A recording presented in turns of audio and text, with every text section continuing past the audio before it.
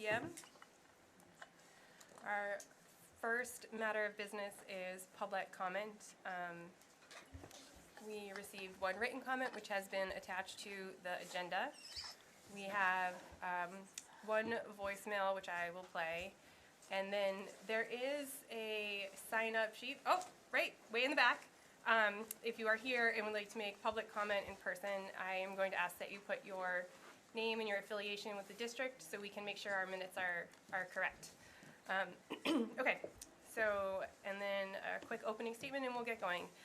Thank you for attending public meeting of the Amherst-Pelham Regional School Committee. This meeting will be held in accordance with open meeting law and Robert's Rules of Order.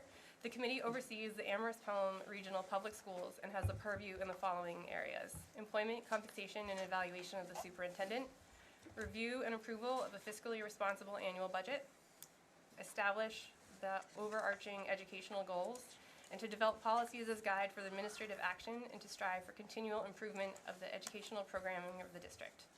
The chair of the committee will preside over the meeting, including acknowledgement of speakers during public comment. Public comment period is an opportunity for the committee to receive the opinions of its constituents on issues of school committee business. Comments should at all times be respectful. Objective criticism regarding matters within committee purview may be offered during the public comment meeting. However, this committee will not hear personal complaints of school personnel, students, or members of the school community.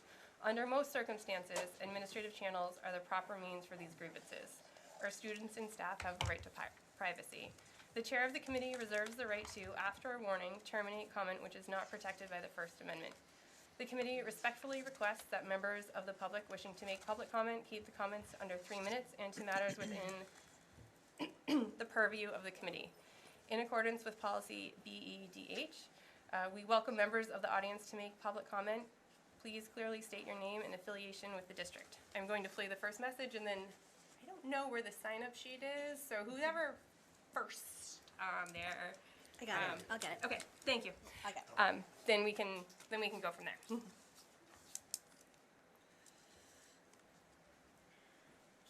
Dear Regional School Committee, my name is Renata Shepard. I would like to comment on the proposed time change for middle and high school. One of my daughters was lucky enough to enter high school under the later start 4 years ago. She slept better, ate better, played varsity sports every term, had straight A's, and a part-time job. After so many years of expert advice to delay start times for middle and high school, Amherst finally did it. 9 a.m. worked well for our family. Even 8:45 could work, but 8:30 means taking a bus before 8 a.m. I now have a 7th grader with a 504 who's doing well with the current schedule. Sleeping is less stressful, so he eats better in the morning while having time to prepare nutritious snacks, as he doesn't like most school meals. He would play middle school sports, but as you know, it is almost non-existent, so we rely on travel soccer and other few semi-affordable options, which still work under the current schedule. You cite experts, but experts were the ones who praised the later start for teens in the past. Were students and families surveyed recently? I don't recall receiving a survey. Sorry. Will transportation be affected both logistically and financially? For teens who don't do sports or stay for extra help at school, they might have to go home to be alone or on their phones or other phones. I really don't see how starting any time earlier than 8:45 or 9 a.m. would benefit them. Thank you for listening.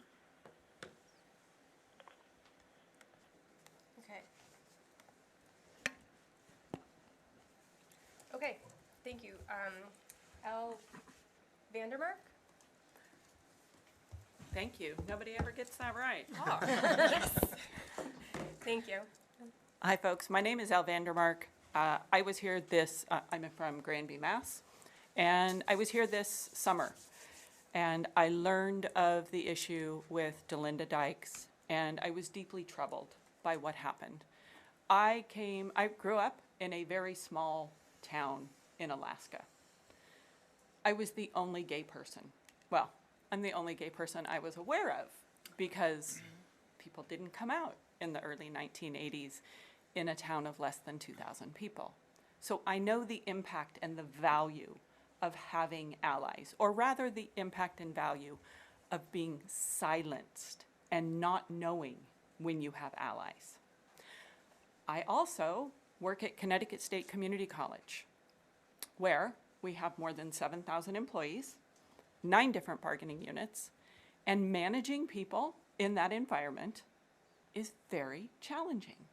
And it means when I create policies to put someone on a improvement plan, I have practices to go to. I know exactly what I need to do to correct and document behavior. And I understand the arbitration decision.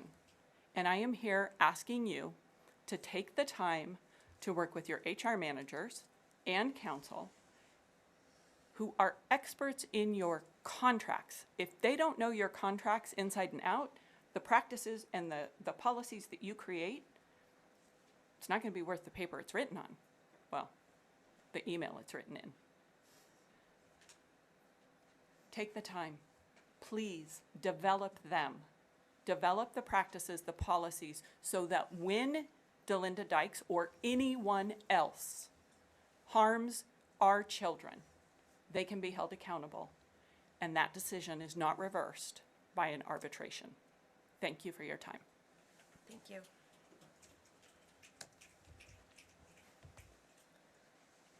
Ally Wixlin? I have one more request. If you have a written statement, if you don't mind sharing it, you can either give it to me or email it to me, and then we can just put your statement on the public comment, and we don't have to try and shorten your words. So, This is yours when I'm done with it. perfect. Thank you. I'm Ally Wixlin. This is a statement from the LGBTQIA+ Caucus of Amherst. We are grateful to the school committee and administration for your efforts in developing and implementing protective policies, and to the superintendent for recognizing the vulnerability of queer and trans students and working with the caucus to address the challenges they're facing. The caucus believes the students and staff who reported that Delinda Dykes harmed them, and we believe the results of the Title IX investigation that confirmed it. So this is a difficult time for queer and trans students and is going to take all of us to protect them. Language is important. Tonight, we are reclaiming some of the language Dykes weaponized. According to the Title IX report, Dykes used the term gay agenda in response to a male staff member wearing nail polish. For those who don't know, the term gay agenda is a dog whistle designed by the religious right to negatively portray queer people and to undermine our efforts to achieve equality. Delinda Dykes brought that language into our schools. Language has consequences. The Title IX report established that Dykes refers to trans and non-binary students as confused. We want to be clear that gender fluidity and gender expression are not gender confusion. And more importantly, gender confusion is not wrong or bad. It is something many people of all ages explore. Middle schoolers are allowed to be confused without being condemned. Dykes' language and actions were choices she made, and they were harmful and inexcusable, but what we must not forget is how long the system tolerated the harm. The systemic failures that led to her return cannot be ignored, or they will be repeated. We ask that from now on, when you hear ARPS, you think of the following words: accountability and reporting protects students. Historically, Amherst schools have failed in the areas of both accountability and reporting, and this must change in order to protect queer and trans students. We need accountability for bullies, whether they are students or employees. We need adult witnesses and bystanders to intervene and report every incident and for investigation. No homophobic or transphobic comment or threat should go unaddressed. We need accountability and oversight for the reporting policies that protect vulnerable students, and documentation and discipline for noncompliance. We need acts of solidarity in order to change the culture that landed us here. Parents, students, and staff have a right to notify the administration if they want no contact with a staff member who has caused harm to queer and trans people, and doing so is important modeling and allyship. Documenting and reporting any homophobic or transphobic act, whether it impacts you directly or not, is an act of solidarity. Establishing safe spaces for LGBTQIA+ students is an act of solidarity. The queer and trans community is creative about how we signal safety to one another. Dykes once removed nail polish from a male employee, citing the gay agenda. We encourage anyone of any gender who wants to signal solidarity to the queer and trans community to wear nail polish to school. In the name of transparency, there is a gay agenda here. And it is to make sure queer and trans kids get to become adults. Lives are at stake, and we will organize as many actions as it takes to prevent losing even one of them. Thank you.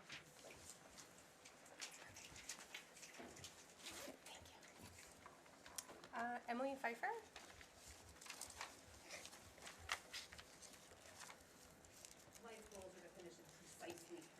That was super impressive. That was amazing. Hi. I'd like to share with the school committee this open letter to Delinda Dykes. My name is Emily Pfeiffer. I'm the parent of a former Amherst School student and a member of the local community. I'm here to appeal to you, Ms. Dykes, to please resign for the good of the students in this district. In the statement of facts in the Title IX report, you're quoted saying, "I considered that I injured a child." I was glad to see that the reality that you'd injured children wasn't lost on you. There is room for personal growth. Thank you for being able to see that. The students told you who they are. Their parents told you. And you said it was hard, that you needed time and grace. Then when questioned about whether you'd noticed a student wearing a huge pin on their hat with the pronouns they, them, so you'd finally get it right, you responded, "Sure did, a big old pin on her hat." That student and others were hurt by you, injured, as you said. I could quote the compelling, definitive, scientifically proven facts that misgendering directly harms children. But I did that back in August, and you still chose to step back into a role in which you're meant to support these kids, knowing your being here would harm them. What I will tell you is that these children are not broken, they're not wrong, they're not being tested. They are who they are, and they're exactly right just as they are. Your only job is to support them. I think you can see that you've caused harm and injured students. You're only able to return now on a legal technicality, but the results of the Title IX investigation found that you have done wrong. The injuries you've caused are not erased. Knowing you're back will further injure these kids because the damage is done. The students who were harmed by you, the ones who first broke the story themselves as they fought to protect themselves and each other, they will have to wonder if their younger peers and siblings will face their abuser around every corner. The students in the middle school now know what you've done. Many have no contact orders. How can they focus on learning when they have to fear seeing you? If you've realized the damage you've caused, good on you. If in your role as a counselor you want to avoid harming children, there's only one thing for you to do. Resign. Find work somewhere else. Let these kids begin to heal and get through these challenging years of their lives without adding to the injury. And to the school committee, failing Ms. Dykes' resignation, I am asking this committee and the administration to watch diligently, to document clearly, and to pave the way toward removing her legally and permanently. Evaluations are a good way to create that documentation. I can't imagine that she's reformed, or she wouldn't be subjecting these students to her presence now. Please watch for the inevitable repeat offenses. And sadly, if you do have the evidence to support termination, it means that you're documenting further harm to children. Please offer them support now as they face this mistreatment or the presence of the person who abused their friends. Please do what you can to minimize her impact on these kids. Thank you. Thank you. Perfect. Molly Johnson?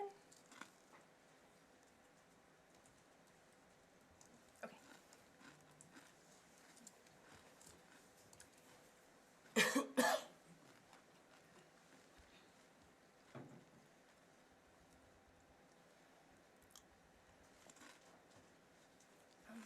Please bear with me. I feel very deeply about things, and I feel compelled to say this. My name is Molly Johnson, and I live in Amherst, and my story is common. I was bullied as a child. The adults in my life taught me explicitly and subtly that parts of my nature were not appropriate or evil even, and that has plagued me for my whole life, and I'm still working through it, you know? I got good grades, I was involved in church, I did all the extracurriculars, but I was socially withdrawn, and by high school, depression and addiction set in. By college, I had suicidal ideations. In grad school, I had panic attacks. When I was happily engaged after graduate school, I attempted to end it all. And I just say these things to say that bullying at when the brain is forming, is not a small thing. Like, this causes so much harm that is so easily passed on to other people. And on a different note, my husband and I live here. We pay taxes here. We shop here. We want to buy a house in a good school district and raise a family.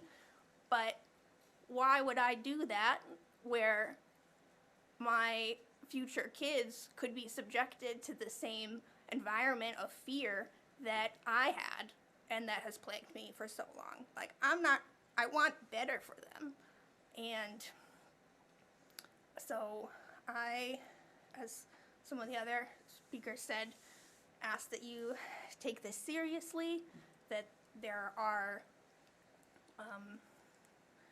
teacher evaluations per the contract, and that this is documented so it doesn't keep happening.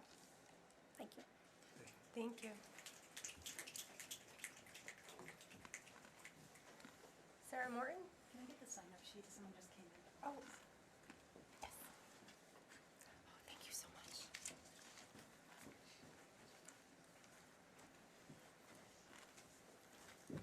Hi, my name is Sarah Morton. I use she, her pronouns. It is new for the school committee to name restrictions on the public's ability to discuss complaints about personnel. The public should be able to comment on investigations, reports, and findings about a staff member that have been made public. In order for us to advocate for a solution, we need to be able to name the problem.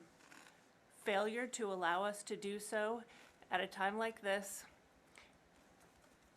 is a choice to protect adults over students and a repeat of old patterns of the former school committee. The public will not tolerate policies that silence truth-telling. Discrimination by teachers and staff should not be tolerated. Gay and trans rights are human rights. Clothes and nails have no gender.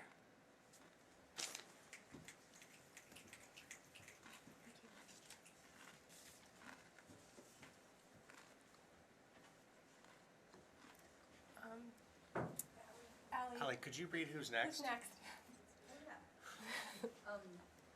Was that Sarah Morton? It was. So we have Amy DiCaprio. Okay.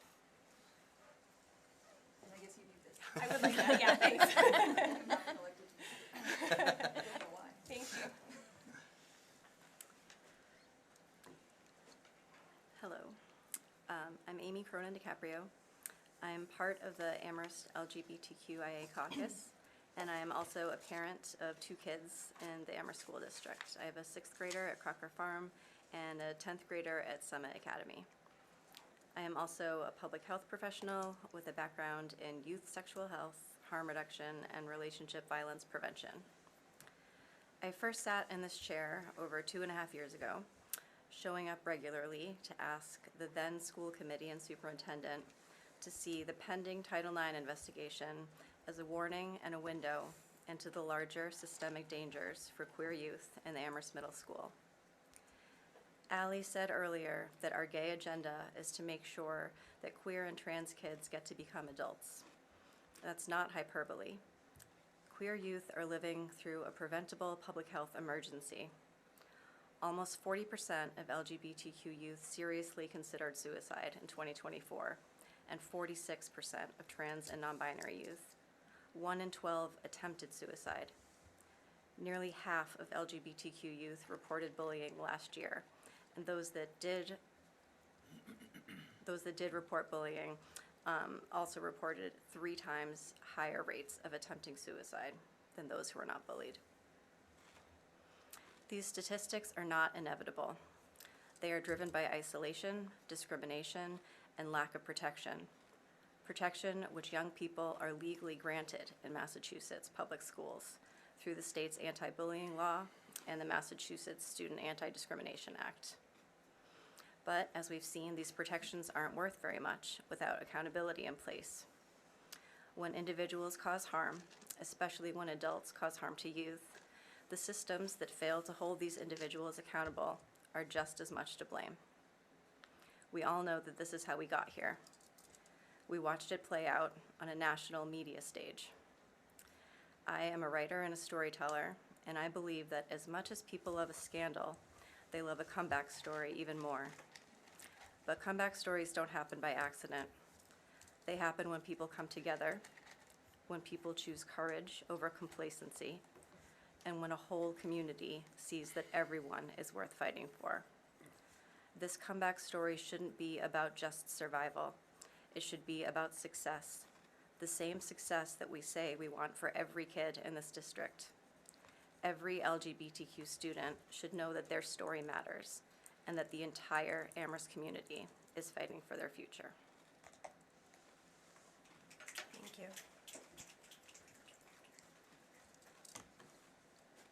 Amanda Strout?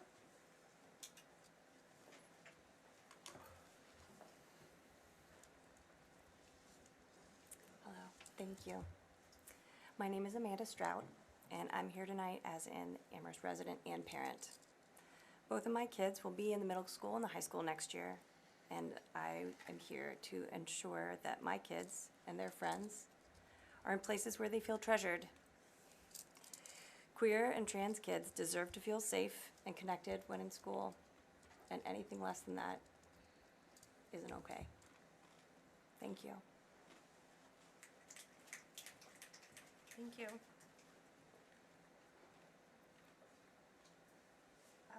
Amber Cano-Martin? Is there any, that is the last person on the list. Was there anyone else that wanted to make public comment? If somebody's willing to yield time, I'd like to say something as myself, as not as a caucus representative at the end. What? Yeah. I think it's, Okay. sorry, Amber, thank you. Yeah, hi everyone. My name is Amber Cano-Martin. I'm a parent in the Amherst schools of two children, one of whom is queer. And just here tonight to, reaffirm and restate my support for all queer kids in our schools and their right to be safe in the schools from bullying and any sort of harassment, their right to thrive, their right to live, to have a joyful educational experience in our town, which is what I think that we all want. I think it's really unfortunate that Delinda Dykes was able to come back to her job, and I know that many of you were not on the school committee at the time, back in 2023, when these allegations came to light that led to her firing, as well as 2 other staff members at the middle school. Nevertheless, you all are stuck with the consequences, and I think what's clear that we need to do now is that we need the school committee to be paying attention constantly to what is happening in the schools, listen to teachers, listen to parents, and listen to the kids themselves, and take every possible step to document what is going on in those schools and what this individual is doing.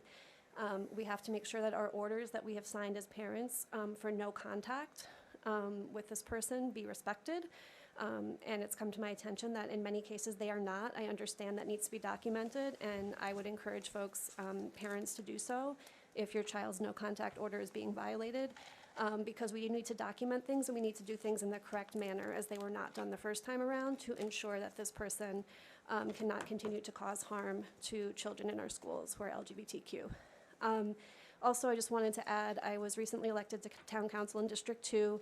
I spoke to many parents in the district, and they are still hurting over this incident that is now 2 years old. They are still upset over what happened to the kids. Their kids are still suffering from it. And they are very much, even if they're not here tonight, they're paying attention and they're on top of the situation, and they want to make sure that our kids are safe. So please make that a priority, and I thank you very much for listening. Thank you.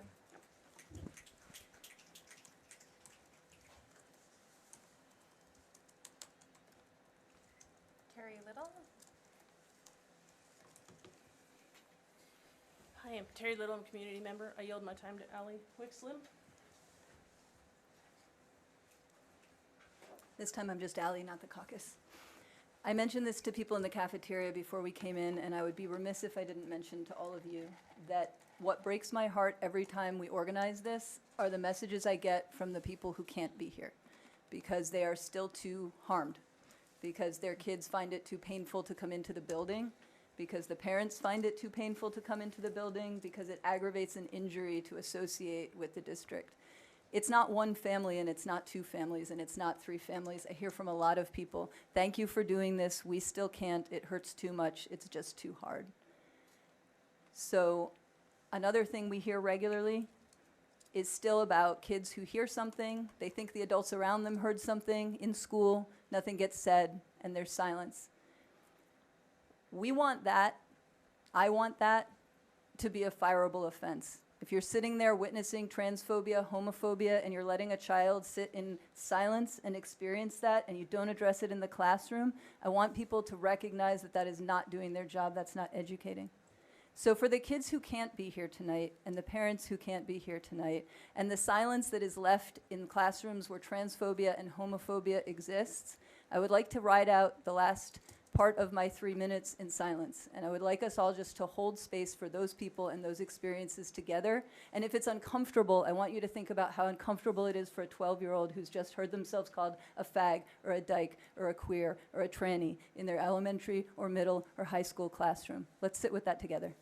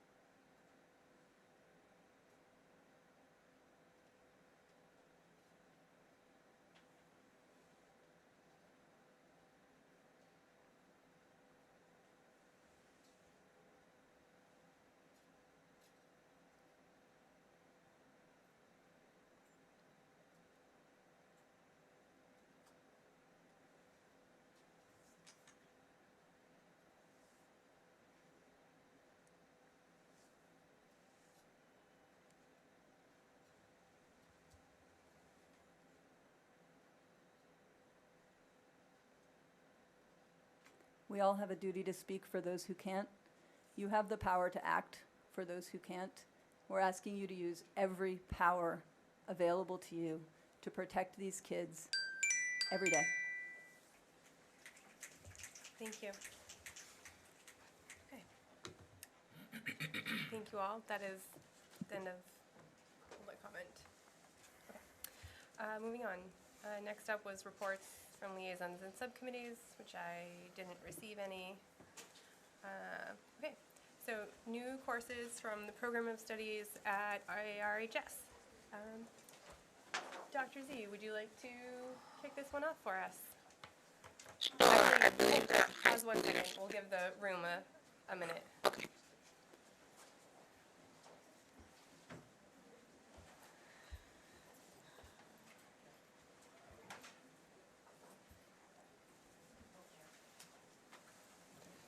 Oh yeah, help as many chairs as you can.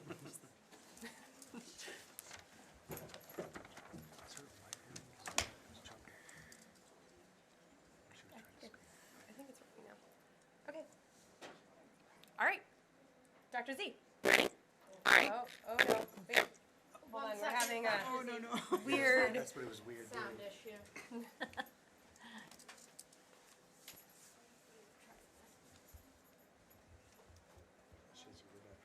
Can somebody else try to talk to us? Hi. If someone else is on virtually, would you mind unmuting and speaking briefly if you can? Can you hear me? Oh, it's us. We are the problem. Yeah, Okay. we can, hang on a Hold moment. on. Sorry.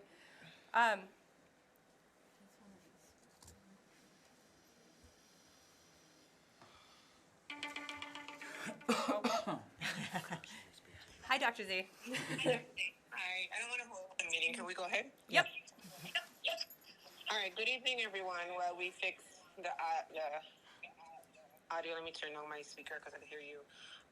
This evening, I have the honor of presenting two new courses. I gave a very favorable recommendation for these courses. I might be a bit biased because, like I always talk about, I play clarinet. So, for me, anything that engages in the arts is an opportunity for our children to learn. And the one key thing that I want to say that may not have been directly written, but I did put it in there, is that when you engage children in the literary arts or the performing arts and in music theory, you are also engaging various parts of their brains, both sides, but more so deeply, you're engaging them in cross-curricular activities. Children learn to write, they learn to add, subtract, so they're applying the mathematical skills, the critical thinking. And for me, we have two dynamic instructors this evening that are going to present these courses, but as superintendent, I asked the school committee to please approve the adoption of these two new courses for the implementation at the Amherst Regional High School for the beginning of the 2026 school year. Thank you. I'm going to hang up on you now. Please take it away. Hello, my name is John Bechtold. I'm the head of performing arts at the high school and middle school. I'm Todd Fruth. I'm the choir director and music theory and music production teacher at ARHS. And we're fortunate to be colleagues, although we're presenting two distinctly different courses. I think one thing that we're united in is in this practice of finding ways for students to make creative work and work that engages with new materials and finds way for them to put their stamp on the efforts that they make. And I think we very much agree with Dr. Z that when a student has a personal motivation to create and make through the arts, it means that they double down on their efforts and become more innovative. And in addition to that, they leave with things that are theirs. And we are very excited to present two courses that do exactly that. I'll speak to mine first. It is called Make a Play. It is an answer to a few questions that we have right now in the performing arts and in theater making in general. Although we have a robust theater curriculum during the school day, most of the production work happens after school in a club format essentially. It's a wonderful setup. We do great work, and we are limited by the students that can make that kind of a commitment and have those kinds of resources, and even just the initiative to try something like that out. In a school day where there is abundant support, a bell system, and an attendance policy, and all the things that keep them very in the easier supportive work of the space, this course is a page-to-stage 9-week course that does exactly what it says. It takes playwriting as the beginning and then moves it into performance by the end.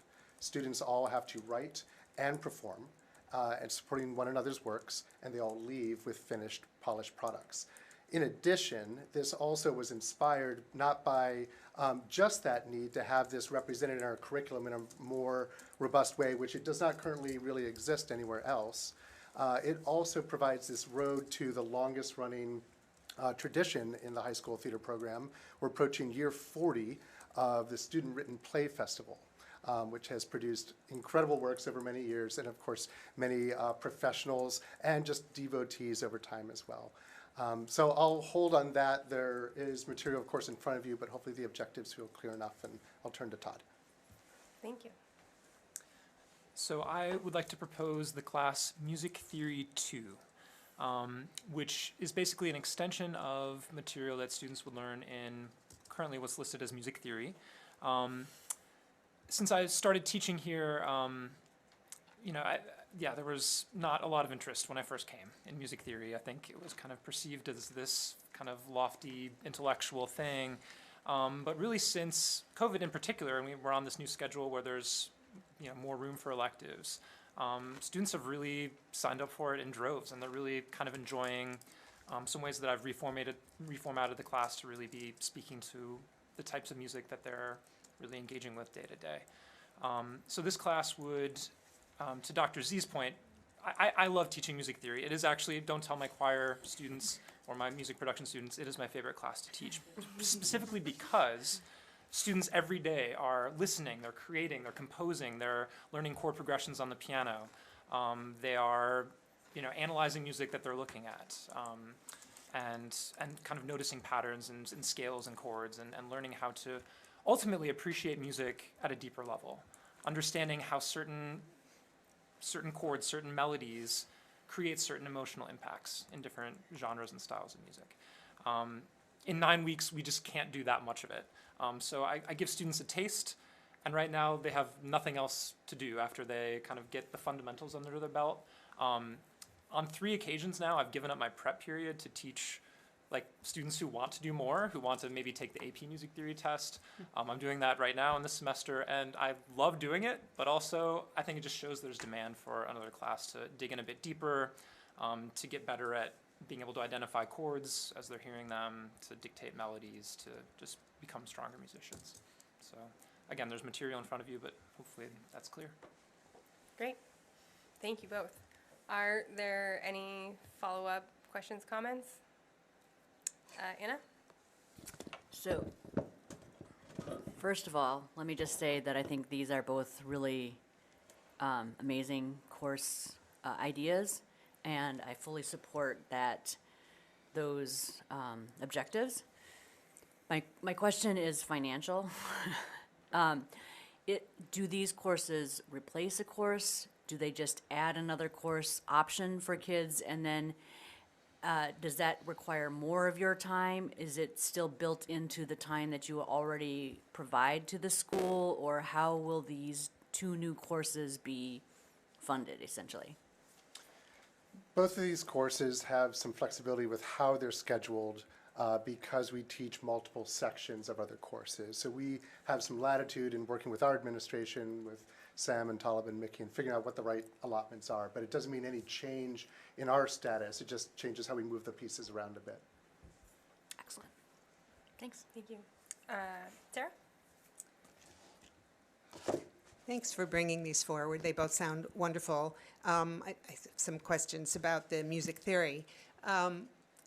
Can students place into it without doing the first theory course if they are already pianists or whatever? Or So that's another thing too. Right now, there is just 1 class, so I have students who have already composed like multi-movement pieces, along with students who have like barely read a treble clef. So this does allow for more differentiation, and students could, I would be, either Music Theory 1 or consent to the instructor type of situation. Okay, Yeah. thank you. And I thought there was at one time, but maybe it's in the middle school, was there not a composition course somewhere? Am I just imagining that? I know there Or how was- that would relate to the theory. Absolutely. I know at various points there's been a songwriting class at the middle school. Okay. We haven't had anything like that here since I've been here. see. But music theory is, again, very much in that vein, Right. and students are composing as part of the class. Yeah. Thank you. Thank you. Jennifer? So I had heard from former school committee members that this annual meeting in December, where the committee hears about new courses from the high school, is their favorite meeting. But somehow, I don't think we've done this for the past 3 Decembers. So I'm so happy that we're doing it now, especially that they're performing arts and music, which are 2 areas that are very near and dear to me. So I move that the Amherst-Pelham Regional School Committee approve the adoption of the new courses Make a Play! And Music Theory 2 for implementation at Amherst Regional High School beginning in the 2026-27 school year as recommended by the superintendent. Second. Excellent. Any further discussion? No, but Dr. Z has her hand up, I think. Oh, Dr. Z. Thank you, Sarah. Yeah. Testing, 1, 2. Oh, not good. Okay, I'm ready. Sarah Beth? Yes? Oh, you're gonna call, sorry. I think she's calling. Oh, I thought she said never mind. I thought she said number 1 too. Hi, Dr. Z. Hi, I was testing the mic for Megan. Okay, that's it. Okay. We're good. Thanks. Deb? Yeah, I just want to say +1 to Jennifer's comment. It's just, in the slog of the business that we have to do, seeing students, seeing teachers, and hearing your work really lights up the evening for us, so thank you for that. Yeah, we all want to enroll, I'm sure. All right, excellent. Since we are all in person, you just have to raise your hands. All those in favor? Yay! It is unanimous. We are super excited. Thank you for doing this and for coming tonight and presenting. This is my favorite meeting of the year when you. Can I ask one quick question? Very quick? Yes. Does this have anything to do with your sabbatical? No, that's a separate thing, but I would love to talk about the work that's come out of that and return to the district, so invite me back anytime. Oh, great. Thank you. Thank you so much, everyone. Yes, thank you. Thank you. Yay. Okay. Hi, Dr. Z. I know I have to talk next, so I might as well stay here. Okay. Can you turn your sound off? Yes. Perfect. Okay. So next up is a conversation regarding the school day start and end time at the region. This is our first conversation, so there is no intent to vote on anything tonight. So take it away, Dr. Z. Good evening, everyone. Again, first of all, thank you to John and Todd for the previous presentation. School committee, as you know, we have been delving into some different operational things that's been happening from last summer to this summer. This evening, we are, as Sarah Beth stated, this is not about a vote, but this is to bring forth a proposal. And to talk about and gather questions, also to inform you of what's happening, especially since we had to lose or shift our schedule after the PRS findings. One of the key things that I want to say is this is not just a conversation that I'll be having with the region. I actually have to have this with the Amherst Elementary School Committee as well as with the Pelham School Committee. So this is not something where, as superintendent, it only affects the high school or middle school, but there's actually some operational impact across the others, and I know the other districts aren't present. So that's why for us, this is where we're taking it district by district to kind of present and inform. And then from there, hopefully at our joint committee meeting in January, when we are voting the calendar, we can finalize start and end times as well. So earlier, a few months ago, I met with the TNL team, teaching and learning team at the high school. And they presented some factual information. It wasn't just so you're aware, not just school leadership, but this was all of the department heads as well, talking about the impact of the new schedule. And they came forward with a very strong solution, as well as with the research to back it. And more so, they talked about how we got here, and then what are the things needed to get us to move forward with our children at the core. So this evening, Sam Camera, our assistant principal, is going to speak on behalf of TNL in the high school, and we're going to walk through the proposal and gather some of your questions and comments. If you don't get to ask them this evening, as always, you can email them through the chair, and she will send them forward to myself. So thank you, Sam, and I will give you back your phone now, Sarah Beth. Thank you. Thank you. Excellent. Can you all hear me? Yes. I can sometimes be too loud. Thank you, Dr. Z. I want to sort of appreciate a number of things from Dr. Z. First of all, her fancy artistic touches on this slide deck. Mine was gray and black and boring, so she made it pretty. The other thing I want to say is thank you, Dr. Z, for listening to TNL. So TNL is the Teaching and Learning Committee.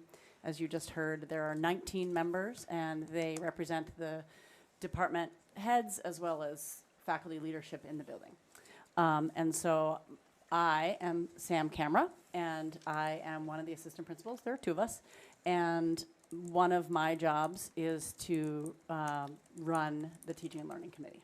And so as part of that, it is my job to bring forward their ideas and work together as a leadership group to, develop proposals. The other part of my job is to run the team that builds the master schedule. So when you hear master schedule, that's my team and my office, right? Obviously, it's a group effort, but so that's who I am.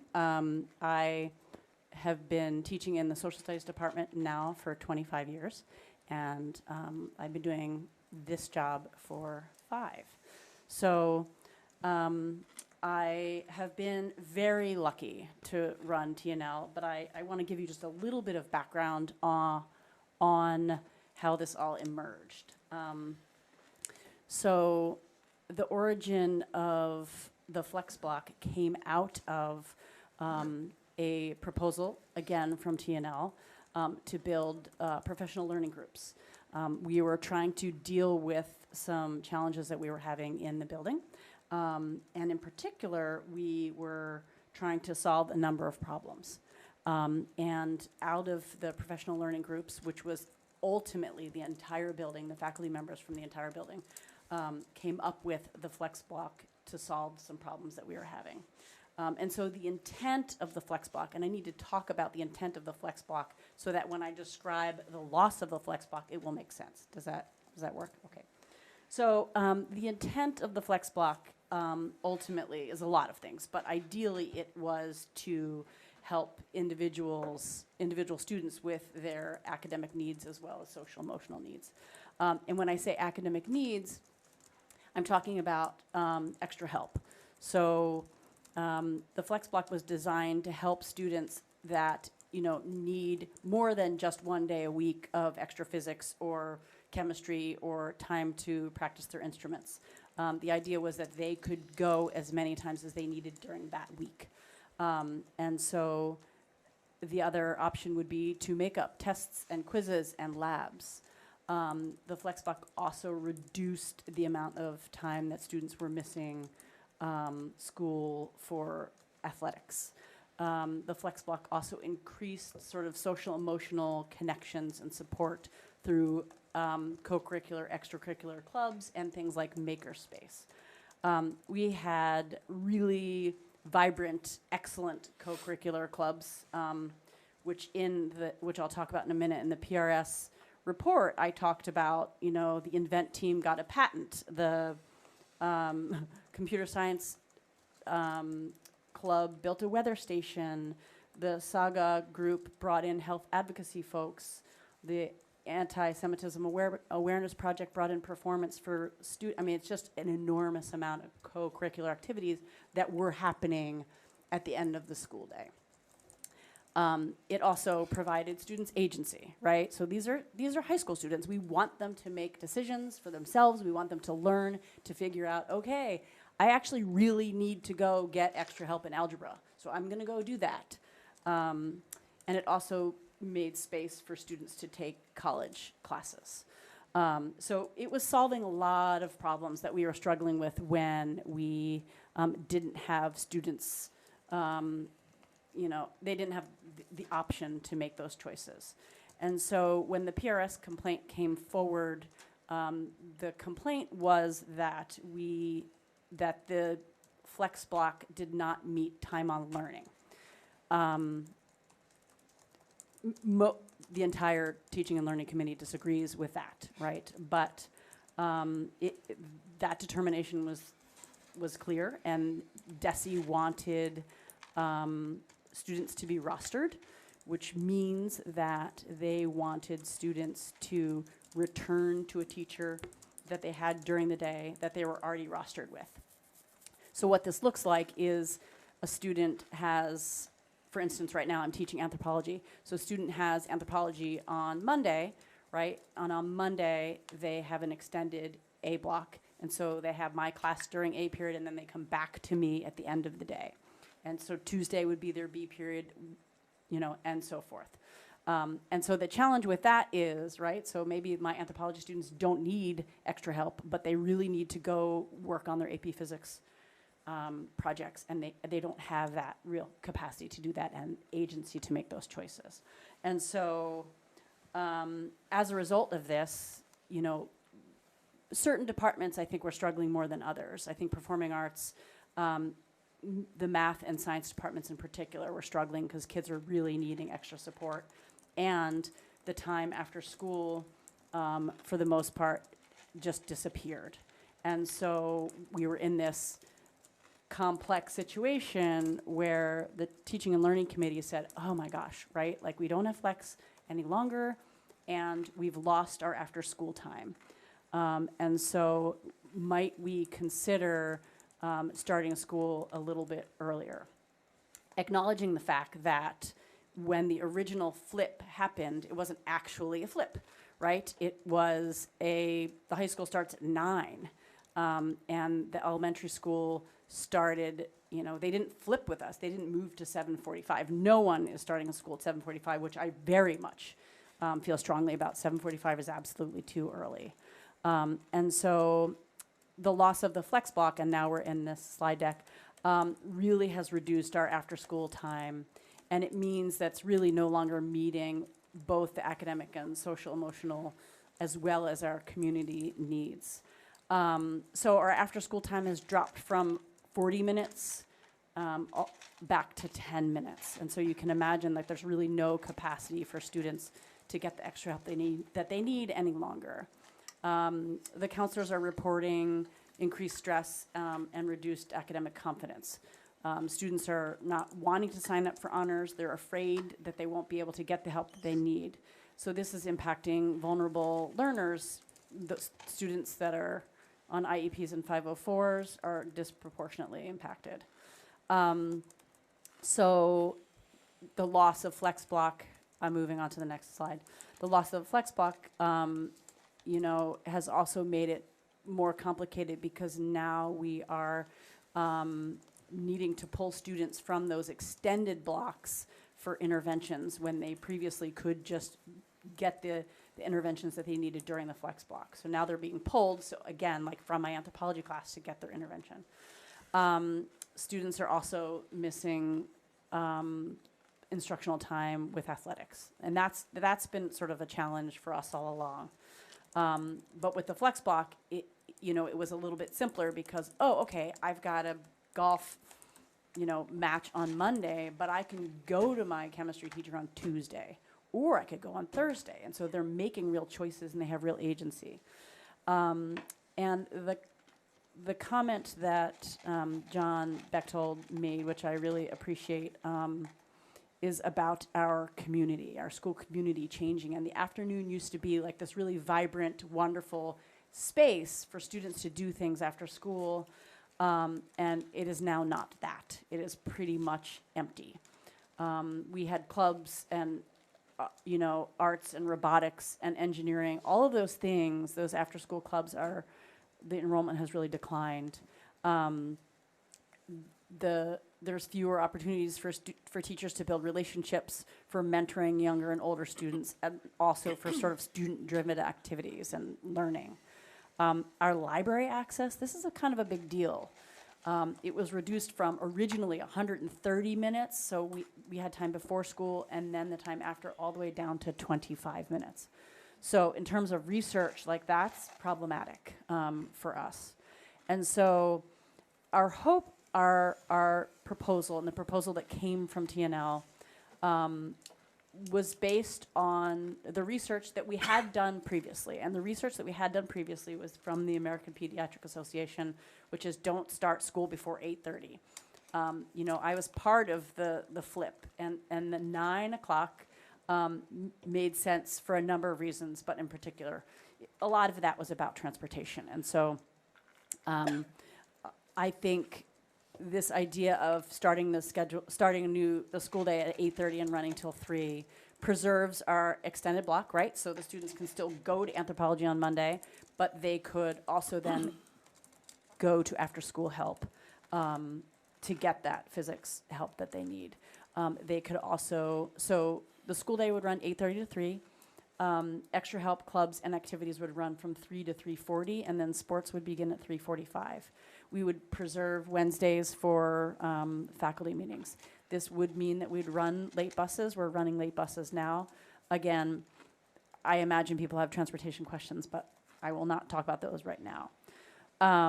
So it also helps with academic support because it makes the extra help after school time very predictable, right? Okay, I have an algebra test on Thursday. I can come in and get the extra help that I need during my extended block, but also after school.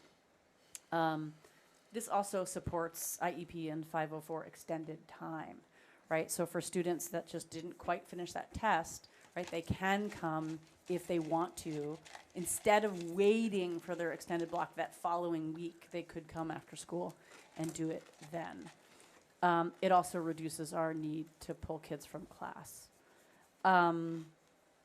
So The other thing it does is I'm moving on to the next slide. It restores, IEP 504 parent meeting time without losing instruction time, right? Because we can run those meetings right after school. We can, it also will enable students and allow them to feel more comfortable getting the support that they need and saying, okay, I can do this honors class because I can get the extra help that I need. It does indeed align with the Academy of Pediatrics with the guidance of a start no earlier than 8:30, which is why we sort of went directly for the 8:30. And it definitely would help restore our sort of vibrant after-school community, strengthen relationships with teachers, counselors, librarian, and then sort of revive the student-driven learning. And I think the student-driven learning after school had been, this is, again, I'm going into my 26th year. It does look dramatically different in our school building now than it did when I first started and for the last number of years. I'm moving on to feasibility. The first feasibility point, I think those first 2 points are actually moot because it would not be an adjustment. Originally, when we were looking at this, we thought with our transportation needs, we'd have to start at 8:20, which we don't want to start earlier, and it would require an adjustment to faculty and staff start and finish times, and it will not. So those are a moot point. It definitely aligns with state requirements in terms of time on learning. It sort of maintains these predictable routines. Sports schedules maintain, they continue to be feasible, and then strong staff support for improving student access as well as well-being. So I would say that this is not something that we come to you sort of lightly. It's been very carefully considered. And our professional learning groups, to build that flex block, that took an entire year to come up with that plan. And that plan, it went away like that with that PRS complaint. And it's really, really changed our school.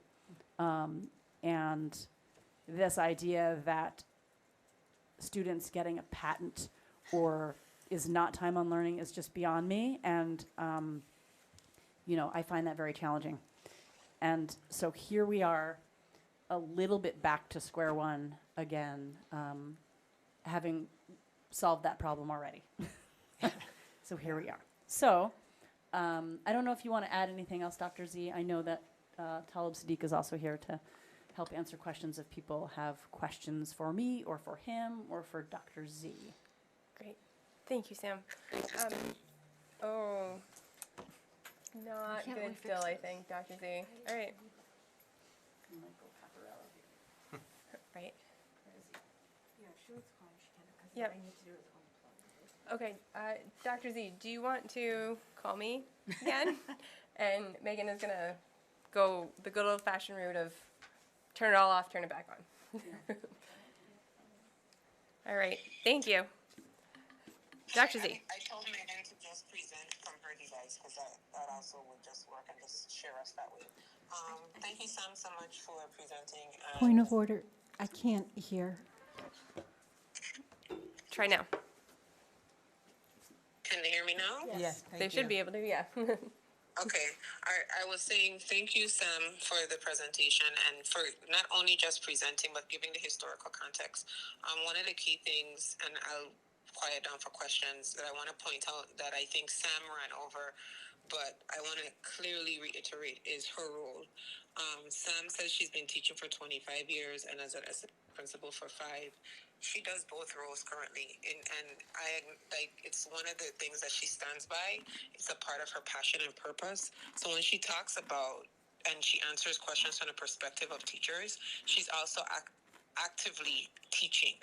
And so I want to publicly recognize her in that role and keeping instruction learning, keeping her instruction and practice moving, but knowing that her context is not just historical from a peripheral view, it is from being in the trenches with teachers and working. So thank you so much. Thank you. Thank you. Are there, oh boy, all right. Questions? Yes. Principal Sadiq, do you want to join us? I feel like maybe. Okay, so it looked like they all went up. So we're just gonna start here and go that way. William. So I'm not familiar with the TNL, so thank you for giving us the background on that. Is the middle school or Summit involved in that TNL? So the middle school is not, but Summit does. The principal of Summit comes to the high school. So then, will the middle school be affected by these start time, change times too? Yeah, so we have had conversations both with Jess, the principal, and the assistant principal, and they are on board with us and in support of this. I can't speak for them because they're not here, but we have their support. Thank you. I have other questions, but I'll wait. Okay. Tim. Could you help me understand more about how the loss of flex block put an end to after-school activities? I don't see the connection. Sure. So the schedule as it is now has something called an extended block, which means that a student, so it's the 40 minutes at the end of the day, which was designed to give students the extra support and extra help that they need. The problem with the extended block is they only get that extra support from each class once a week, right? They've got 4 classes and 4 extended blocks. So they can only go to math once a week, English once a week, social studies once a week, and then electives, for example. And so the flex block was designed so that students had agency and could make a decision and say, okay, I have this huge research project that I need to do in my AP World History class, and so therefore I can spend 2 days working on that during that flex block. And so now what that means is they really can't get the extra support. And then they can't stay after school because of the timing of after school. The school day goes so late that it just bumps up against, in particular sports, right? So then they can't do both of those things. They also can't be in clubs and in sports, right? And so our clubs were running after school, and those, for the most part, they've just gone away. In flex block. They were running, the co-curricular clubs were running during Flex as choice. So the school day is ending later, Correct. Right now, the school day is ending at 3:35. and that is a result of the elimination of flex block? No, it's the result of the flip, the fact that we're starting at 9 a.m. instead of 7:45, which we had been previously. So we went from 7:45 a.m. to 9 a.m. That's a huge jump. Mm-hmm. So but just the later start time is not a result of flex block? No. No. It was, the flex block and extended block were designed to make up for losing the after-school time. When we got out at 2:20, teachers' end day was 3 o'clock. So from 2:25 till 3 o'clock, students could go and meet with teachers after school. Now, the school day ends at 3:35, teachers' contractual workday ends at 3:45, so there's only 10 minutes there. I see. So historically, the district moved to the 9 a.m. start time, which created a problem for after-school activities. The solution to that was flex block. Correct. Which relieved time at the end of the day for after-school activities. Now with the removal of flex block, the problem of, school ending later has returned. Correct. Okay, thank you. We have athletes that leave, a number of athletes who we have to dismiss early every day. So the flex blocks allowed for in the athletes who, whether they left early or not, to come back and check in with teachers for additional support. They now don't have that because they're rostered in a course. We have to take attendance. We have to put in grades. So it's not just after school at clubs. Our athletes too are being affected in this, where they're choosing whether or not they can play because of their academics. Thank you. All set? Yeah, I'll raise my hand again later. Perfect. Thank you. Anna? So I think I'm a little bit tagging onto this. One of the challenges with this change is that if you need extra help, you miss your bus. Because the buses aren't leaving at 3:40, the buses are still leaving at 3. And unless there's an organized, everybody has access to a bus at 3:40, then it doesn't solve that problem. We're solving that with a late bus. So, but does the late bus function for Shutesbury and Leverett and Pelham? We're gonna demand that. Is that what you're about to say? So I just wanted to jump in, Anna, because I heard your concern from last year. I researched your concern, and we have projected and worked in a budget. First of all, we identified that we actually were budgeting for it, so we just didn't implement, but not as many days as would be for the upcoming school year.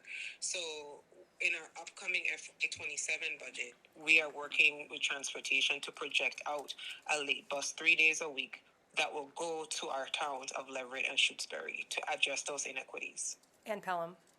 Yeah. And Pelham, sorry. Yes, and Pelham. But yes, it, historically, before you did send us looking, before there was a late bus. When I met with TNL, Principal Sadiq expressed that when he started there was a late bus that went 3 days a week. And so we're working within the transportation and everything else to make sure that there is a late bus that will go to our towns outside of Amherst 3 days a week for the upcoming school year. So I'll have a follow-up question about busing when we talk about busing, but is it your feeling that kids will stay late after school to do the activities and get extra support and take the late bus, even though they could be taking the normal bus home? Or do you think that we're still going to have people not participating because they want to take that first bus home? I think there's some of each, obviously, but I do know that the many classrooms, in particular, I'm going to say, performing arts, the sciences, and math, the math rooms were full of students every single day from 2:20 to 3 o'clock, every single day when we had after-school help and then those late buses. And I think Talib would agree. Yeah, definitely. Again, having the after-school time, it puts less burden on the extended time, so students don't have to leave the class. They may want to go back to see their teacher to get extra help on a few things, but they can do that, then also have to go see a different teacher to go after school to work on things. We had a lot more students staying after school when we did have the Monday, Tuesday, Thursday late buses, and we had an earlier dismissal as well, so the school day didn't, even it was the same amount of time, it didn't feel quite as long as school days. Now that we get out a little later, it does feel a little later. I mean, it feels like a longer day, especially now when it gets dark so soon. So I think a few things, actual offering help, and then I think a little psychological support for the day not seeming quite as long would also be there. Thank you. So I also wondered about transportation and sports, but let me just follow up. I was going to say, and I guess I am saying, why just 3 days a week for a late bus? Although I gather that's how it used to be also, but still, if these after-school options are available 5 days a week, aren't they? Or maybe not? I mean, then some kids really can't take advantage of them.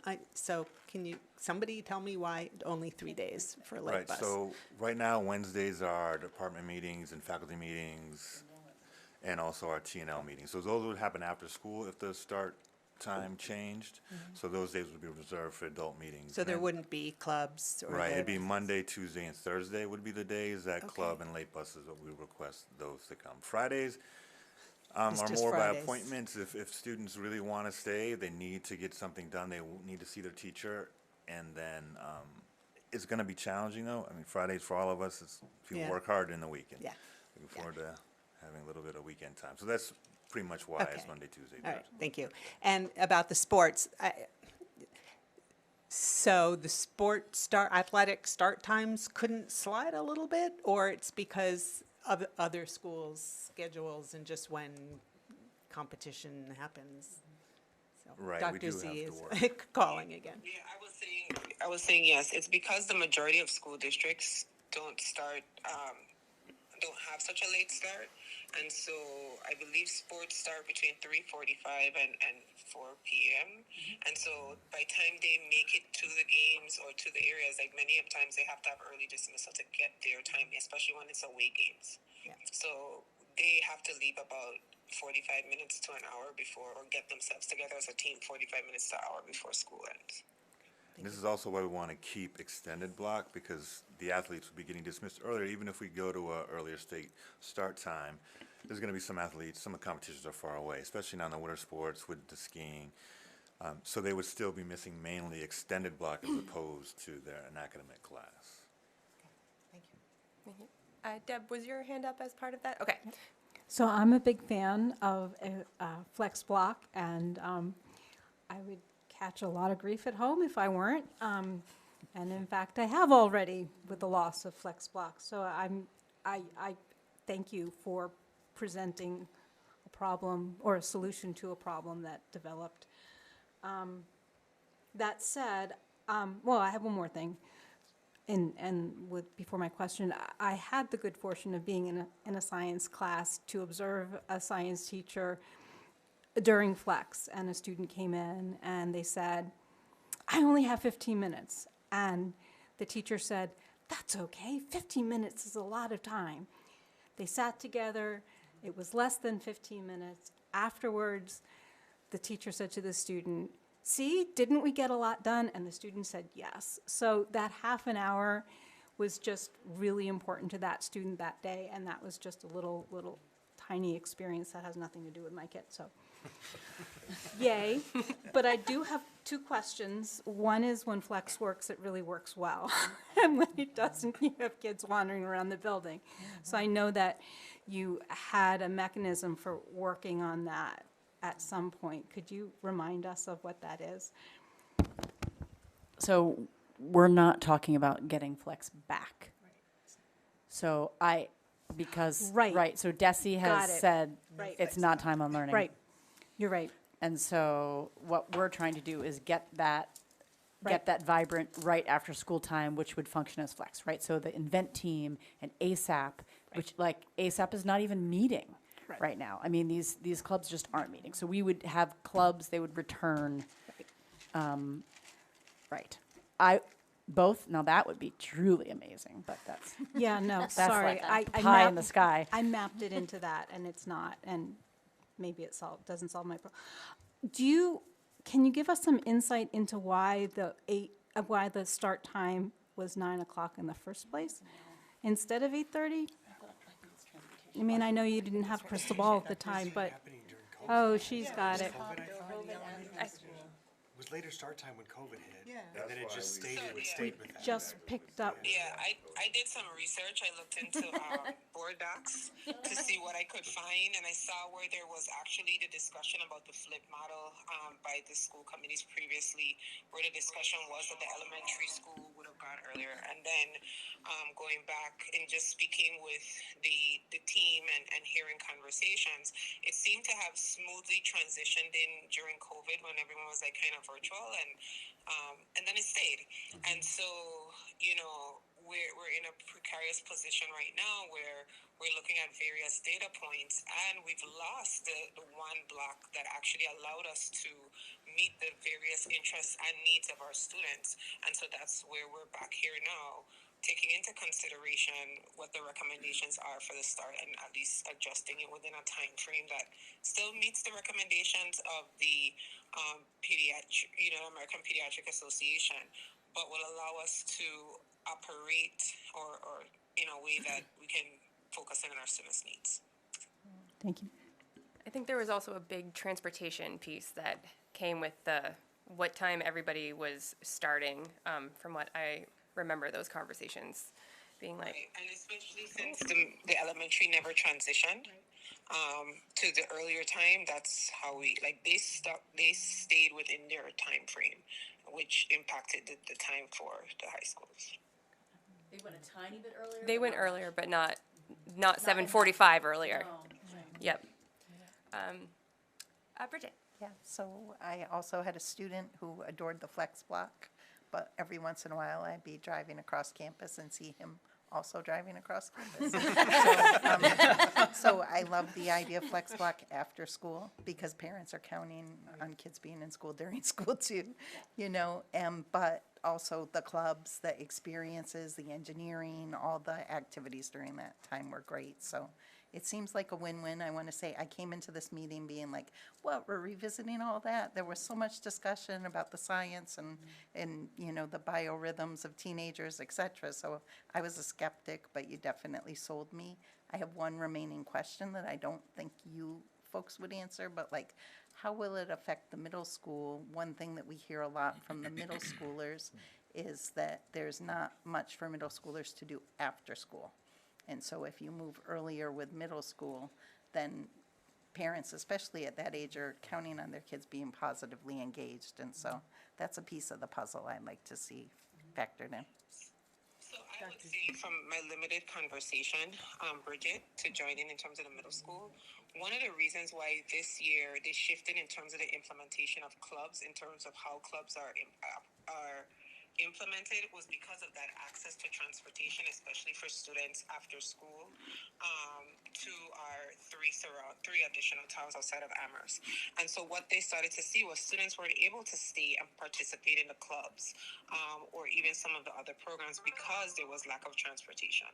And so I actually feel like with the 3 days of the late bus in the region, it would actually allow for the students to participate in actual after-school clubs and activities, and educators to feel like there's actually the opportunity for everyone to participate. So we can delve in further, but I do know that that was one of the issues, transportation for our middle schoolers, especially to the surrounding towns, our three other towns. And what I would add to that too is I have two children that went through the district, and they both did after-school activities in the middle school and then also in the high school.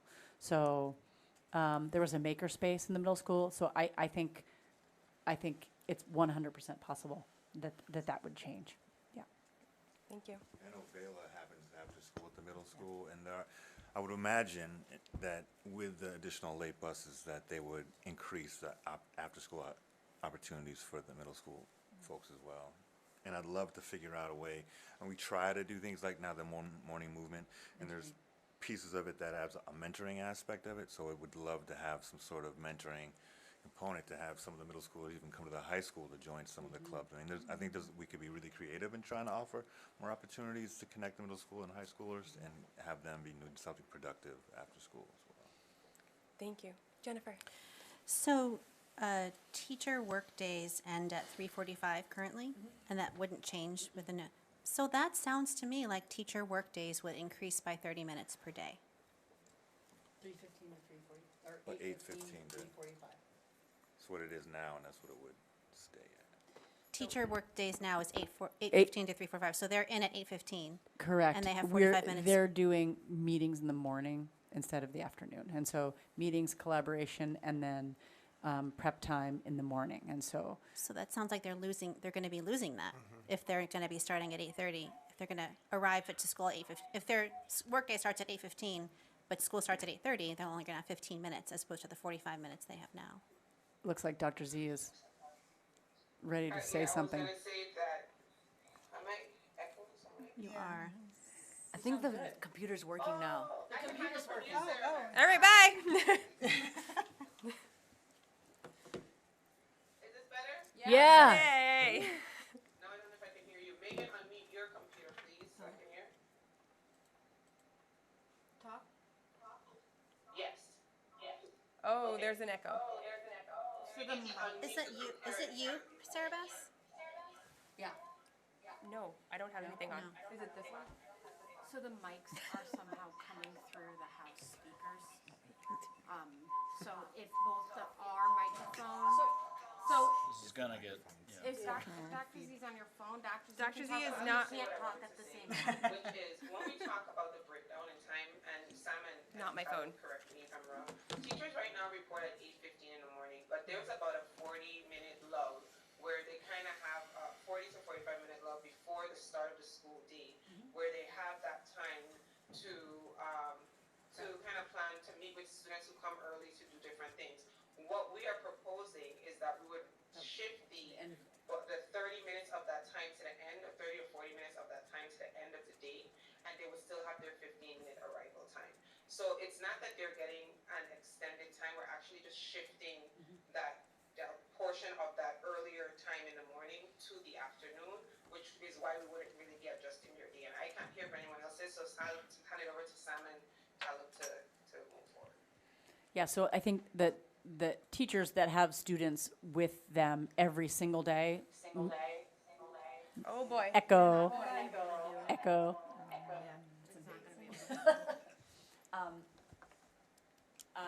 So math teachers in particular are the ones that would essentially be losing a little bit of prep time. It actually, interestingly, is our math teachers that are screaming the most about it.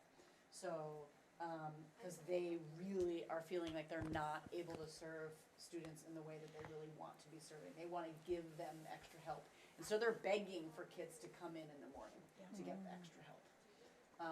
This prep time was by default, right? So it was never scheduled in. And so what we're returning to is exactly the schedule that we had prior to the flip, if that makes sense.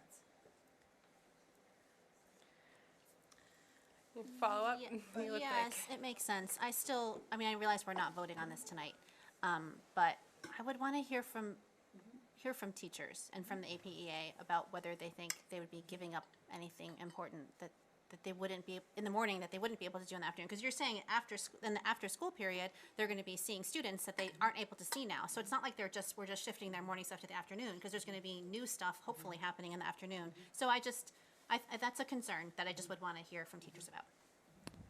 Right, with these schedule shifts, a lot of problems get solved and some other problems get created. So it's really figuring out what is going to be the focus, what are the main priorities of what we're trying to do. And the main reason why we're proposing the earlier start time is to give back a lot of the extra help time that teachers can meet with students, and then also the clubs and things like that.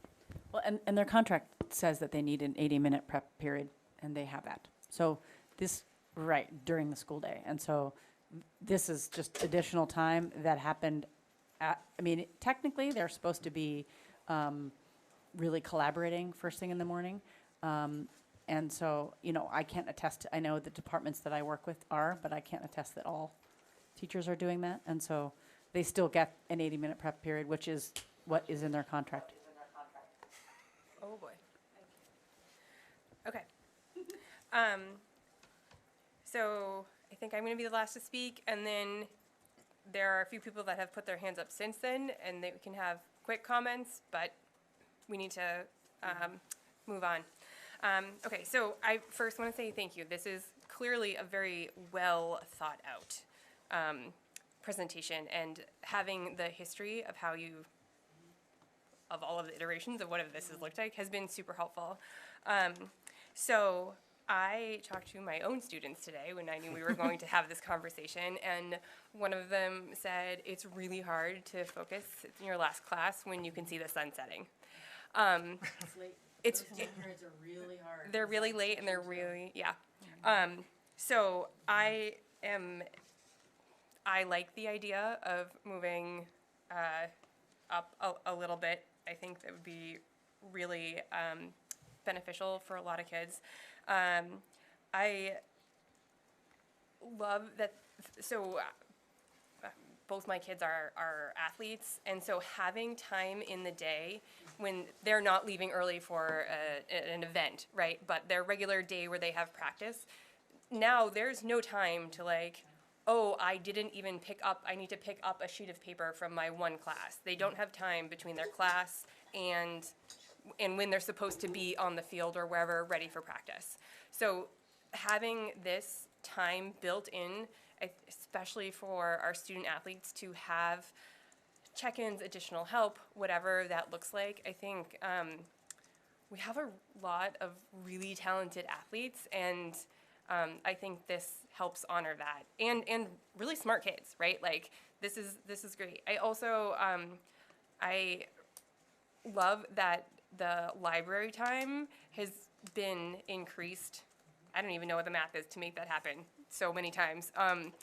So I think that is super important. I also know, especially one of my kids, they spend a lot of time in the library. It's a place where they get a ton of work done, and they've formed fabulous relationships with the library staff. So having more time for more students to have access to the library is huge.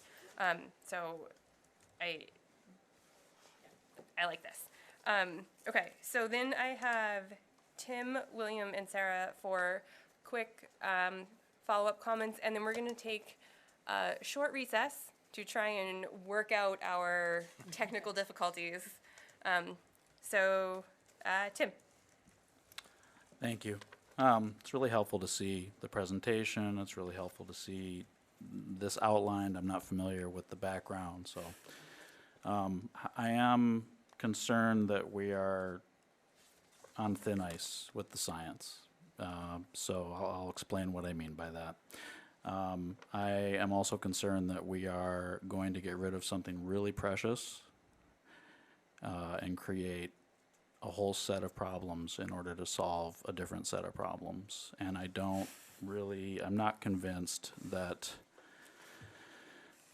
if we moved back to an 8:30 a.m. start time, I feel very nervous that we're going to create more problems than solutions. So looking at the American Academy of Pediatrics policy brief from 2014, their recommendation is 8:30 or later. 8:30 is the earliest that they recommend. And really, when you dig into the research and their recommendation is later is better, later is better. They're emphatic about it. They go on and on about research that finds benefits of, and this is important, schools moving from an earlier time to a later time. So it's not just about the timing. It's about the direction of change. There is no research in that policy brief, and given that there's not a huge momentum of schools in the country moving from later to earlier start times, there's just no research on the impacts on students and teachers of a shift in the other direction. So that's why I say I think we're on thin ice. I don't think that we can look at that American Academy of Pediatrics policy brief and say we're aligned with that recommendation. I don't think we can make that claim at all. I think this is a really big decision. And I appreciate the enormity of the problem that you've been trying to figure out since the loss of FlexBlock. So I am not going to risk condescending to you by saying look for better solutions, because I believe that you have worked very hard to look for a solution, and you've worked out that solution very thoroughly. I want to try to think and find out two things. One is, are there any other possible alternatives? Two is, similar to what Jennifer requested, can we, I don't want to use the word debate necessarily because that sounds very formal, but I feel like there are more sides that we could hear from in a well-structured way. We got an email to our, we got an email from one parent and an email to public comment from another parent asking us not to do this. That is an indicator of something worth following up on with parents out there.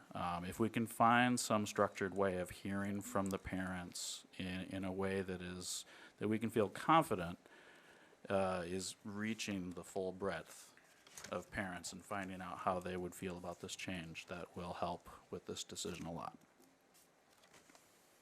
Thank you. William? I would tag to what Tim said about the AAP, American Academy of Pediatrics, that this doesn't support, I don't think that research supports what we're doing at all. So I found it, my husband is actually a member of that organization, and I found it kind of funny that we were citing it, because when I read it, I don't think we're moving in an opposite direction of what they're telling us to move in, which I'm not saying that it's you. I'm just saying I don't think that research really pertains to what we're doing.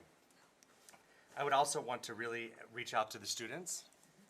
I know that my child is not here anymore, but she always wanted an earlier start time, and it really bugged her that we had a later start time. So I loved the later start time because I could sleep in. I didn't have to feed her breakfast till much later. It was easier on my family, but it drove her crazy, even though she would sleep until 8:55, and she loved that. But at the end of the day, she wanted to do sports. She wanted to be finished earlier. So I would like to see what the students want. To me, I feel like the elephant in the room is we're bound by the teachers' contracts of start time and end time. Why can't we have after school after 3:36 now? Why can't we have clubs and all this from 3:36 until 4:10. I understand that the teachers aren't contractually here till 4:10, but like, why couldn't we do that? Or if we have 45 minutes in the morning and we can afford a late bus 3 days a week, can we afford an early bus 3 days a week so we could have clubs in the morning? I just think there's more possibilities, but I don't think, I think y'all are putting all the energy into it, and I think the stuff that y'all are presenting tonight is wonderful. I would really want to hear what the students want and then look at other choices and not be bound by the teachers' start times and end times of their employment contracts. And thank you for all the work you're doing. Sarah? Yeah, just to endorse the call for soliciting input from parents and students, and it would be every school, because as Dr. Z said at the outset, if this happens, I mean, all schedules will change. Everybody will be affected. So people will have a lot of feelings, and we need to know what those are and hear from them. So I hope there should be a plan for outreach on all of that. Yeah. Thank you. I have Deb and then Anna, and then we'll take a break and move on to our next topic. We had wanted, we had tried to move to an earlier start time years ago. This wasn't the first time we had tried to do it, and I had been looking forward to revisiting that. Unfortunately, it coincided with COVID, so there's no ability really to separate the moving from earlier to a later start time to see whether or not there's any academic input. So that's just a lost, that's just data we are never going to be able to have, and I just wanted to add that in there. That's all. Thank you. Final comment, Anna. So I definitely want to hear how this affects the transportation budget and how we're going to use the buses, because one of the biggest concerns right now is that the buses don't have time to deliver the elementary school students and then deliver the middle school students and high school students. I think, if I'm not mistaken, we are still having buses deliver kids more than 20 minutes late every single day. And that, to me, is just unacceptable. Like, if you're missing study hall or morning meeting, that's not as big of a deal. But they're missing math, they're missing English, they're missing social studies, and it's not just one day, it's every single day, and that has to get solved. That's not this problem. So what I would say is we need to figure out the transportation portion of this before we settle on seems like a good idea, because this is, the way I see it, this is gonna blow up our transportation budget. Because we are not gonna be able to use the same buses to deliver the kids to the elementary schools and the middle school and high school. It's just not gonna work. So they're gonna have to massively change how they deliver kids to school. And it might work, it might be the same amount of money, or it might blow up the budget, I don't know, but we have to look at that before we make any kind of a decision. I will second what Tim and William have said. This paper that you're citing absolutely does not support this move. It is data that says a later start is better than an earlier start, and it does not say 8:30 is the magic number. So that's what I love that you're all saying that, because I agree.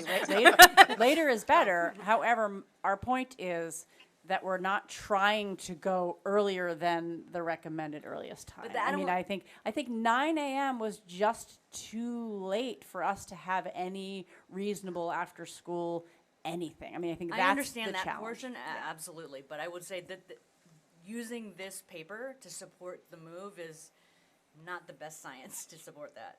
But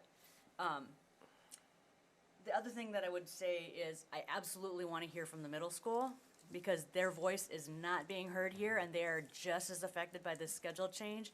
And everything that I've heard from here has been high school, high school, high school, high school, flex block, high school. And how does this affect not having guided study? How does this affect the middle school schedule? How does this affect the middle school? I really want to hear from the middle school too. That's it. Thank you. All right. It's one teeny tiny little 2-second comment, Deb. Quick. As the budget nerd, I would like to point out that the regional school budget is reimbursed at the 80+% level. So the change is reimbursed at the 80+% level. That's all. Perfect, thank you. Thank you both so much for coming and presenting this. We will now take, let's hope for 5 minutes till we can get our technical difficulties sorted. Recess.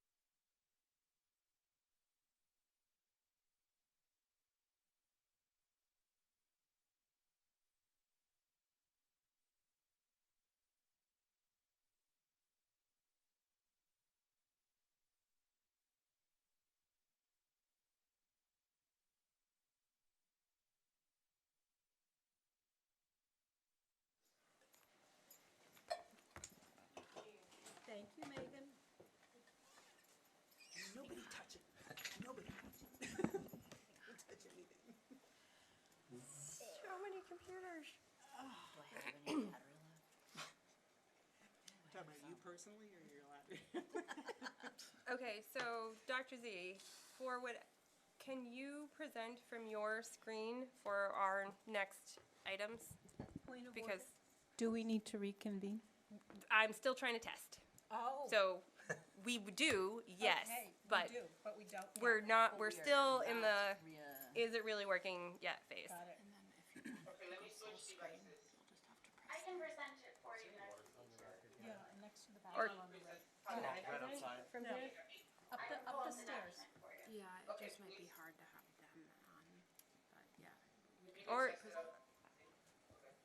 That works. that's perfect.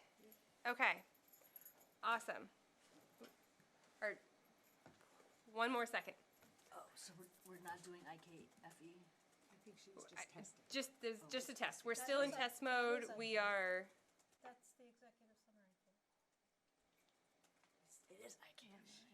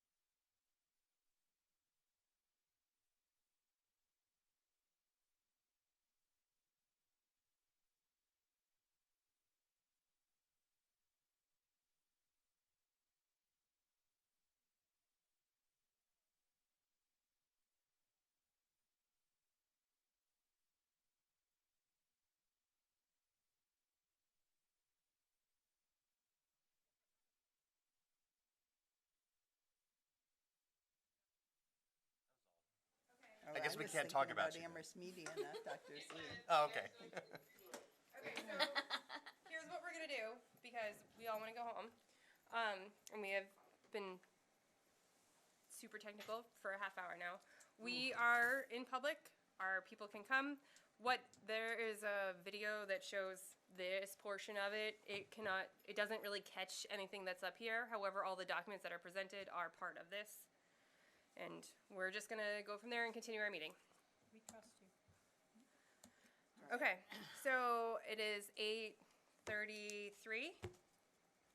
We are going to return from our meeting for, I'm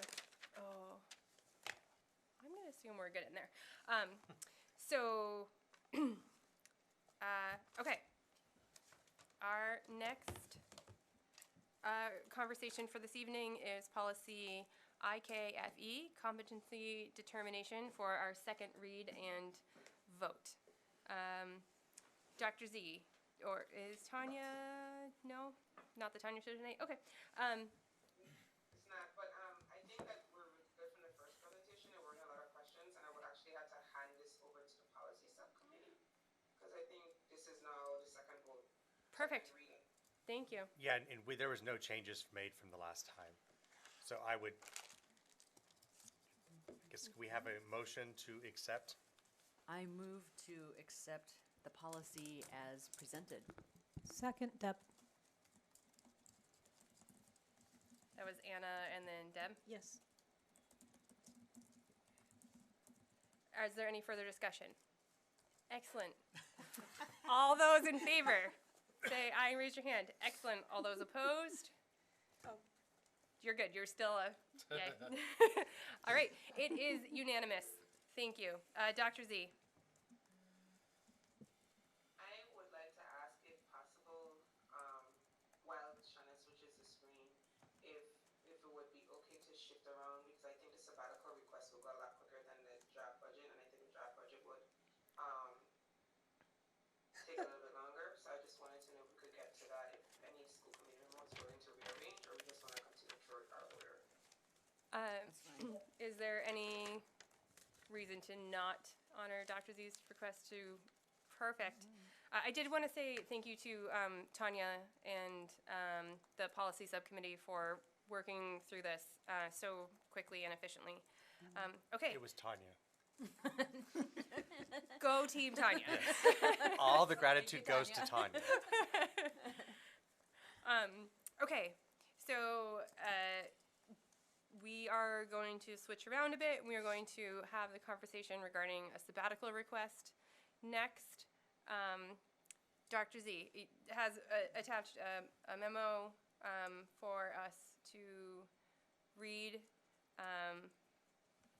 Dr. Z, do you want to speak to this quickly? So I will very quickly. I received a request for a paid sabbatical. This would result, if approved, in a 50% of the salary. I do want to clarify that this individual is split between two districts. So this, I think the majority of their salary is region, about 50% or so. I think 60% region, and then the other portion is on Pelham. So I would have to present this to Pelham as well. But one of the key concerns, first of all, I do support professionalism and the growth in professionals. I feel that we all grow together. And then as the superintendent, I also have to look at the criticalness of every position. For me, we had received some findings in our multi-language program, our yellow program last year from DESE.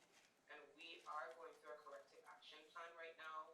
I did, highlight some of those steps that we are going through the process. We must demonstrate around our SEI endorsed. Like we have SEI endorsed teachers. We have to put forward a level of training. There's a memorandum that we sent forth from our principals. So there's different things that we're working through on our state level when it comes to our English learners. The impact of this in terms of fiscally is that if you approve to pay a 50% of a sabbatical, because of the criticalness of this position, we will have to bring in a full-time substitute to provide the intervention and needs and services to our students within your region. At this time, as much as I would want to, I cannot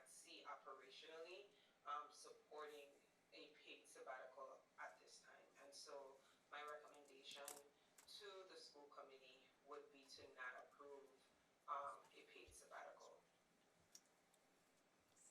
Thank you, Dr. Z.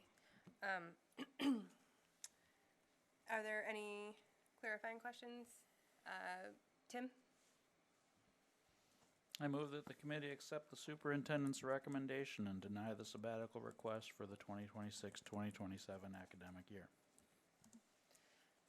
Second. Thank you, Anna. Is there any further conversation? Sarah? Yeah, first of all, what is SEI? That wasn't explained in the letter? Dr. Z? SEI endorsed or something? What is that? She's looking. Oh, okay. I want to get it correct. It's our sheltered immersion. So Oh. it's a series of strategies, instructional strategies that should be implemented when it comes to students who are gaining language acquisition. So sheltered English immersion. Got it. It's where, okay. Okay, thank you. I'm very torn about this because I understand first of all, the financial burden, and secondly, the urgency of improving the program or meeting the DESE requirements, whatever. On the other hand, you know, I hate to say it, no to someone who wishes to improve herself professionally, and also because we can't, I mean, any staff member could resign at any time, so it's not like we're guaranteed that anybody would stay just by denying them a sabbatical request. So, I mean, I will, I guess, support the motion, but I do want the applicant to know that I hope that she can reapply in a year or so, and then that we would be in a position to approve it at that time. Deb? I thought we removed sabbatical requests from the budget for this year. I must be mistaken. I know we discussed it as one of the reductions. Dr. Z, you have your hand up? Yes, so I want to, Shannon, I got you. I want to respond to Sarah Marshall as well as to Deb, if that's okay. Sarah, in regards to if an individual resigns, it is unfortunate if we were to lose this talented individual. The issue that comes in that makes this hard to recommend is that in their absence, we would be paying them for a portion of the sabbatical, but we would also be paying for an individual to provide critical services to our multilingual learners. So for us as a district, when I look at the full picture, not just supporting the individual, but in terms of the operation of the district, we would be paying 50% of their salary and still paying a full salary for a person because we have to, by law, provide these strategies. In regards to Deb, yes, but however, because this is a request for 26-27, this is actually, you would actually have to budget this in fiscal year 27 if it is approved. So this is not for this year. We did remove for FY26, our current fiscal year, we did remove sabbaticals. However, for FY27, that budget is what we're going to be discussing next. So that's why I cannot also ask for this. Jennifer?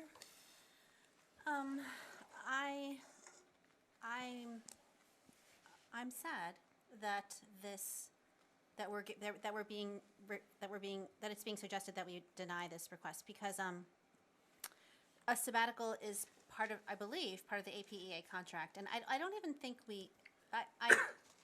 I think the timing of I know we haven't, this is for the next budget year and we haven't, but I recall a year when we wanted to or tried to remove that line item for the budget to make the budget better, and we were told we couldn't because it's contractually obligated. But there's a deadline by which you have to apply, so if the deadline passes and no one's requested, then we can remove it from that. I think there was something like that. So, but I'm glad to hear that this is for next year. What was my point? I mean, just today, we heard Deb ask Mr. Bechtold about his sabbatical, which we approved for the 24-25 school year. We approved that 2 years ago, and the process was different. We actually got to read Mr. Bechtold's proposal and also his coverage plan, and we still had to pay, it's like basically 1.5 times because we're obligated to pay half the salary and then also to fill in. But like, that's what we agreed to when we're a district, because we're a district that allows for sabbaticals. It's just a fact. And this kind of feels like, I'm not accusing anyone of everything, but it kind of feels like when you're in a job and you're told, oh no, we can't promote you because you're so valuable where you are, which I always think is such BS. And I know that's not the case here. We're saying this employee is very valuable, this person's job is very valuable, and so we can't let you go on a sabbatical because you're so valuable. It doesn't sit right with me. So I'm inclined to not support the motion, just because, I mean, to Sarah's point, like I agree that like anyone could quit at any time, and so the idea that there's something in this memo about how if we had a replacement, that person would be unproven and in such an important position. But if this person left, we'd have to hire someone new, and that person would be unproven. So I don't know. I'm uncomfortable not approving this request. I don't know. I would need more convincing. Dr. Z, did you want to follow up? Okay, thank you. I think for me, as a superintendent, the critical part of this is that it's being requested as paid.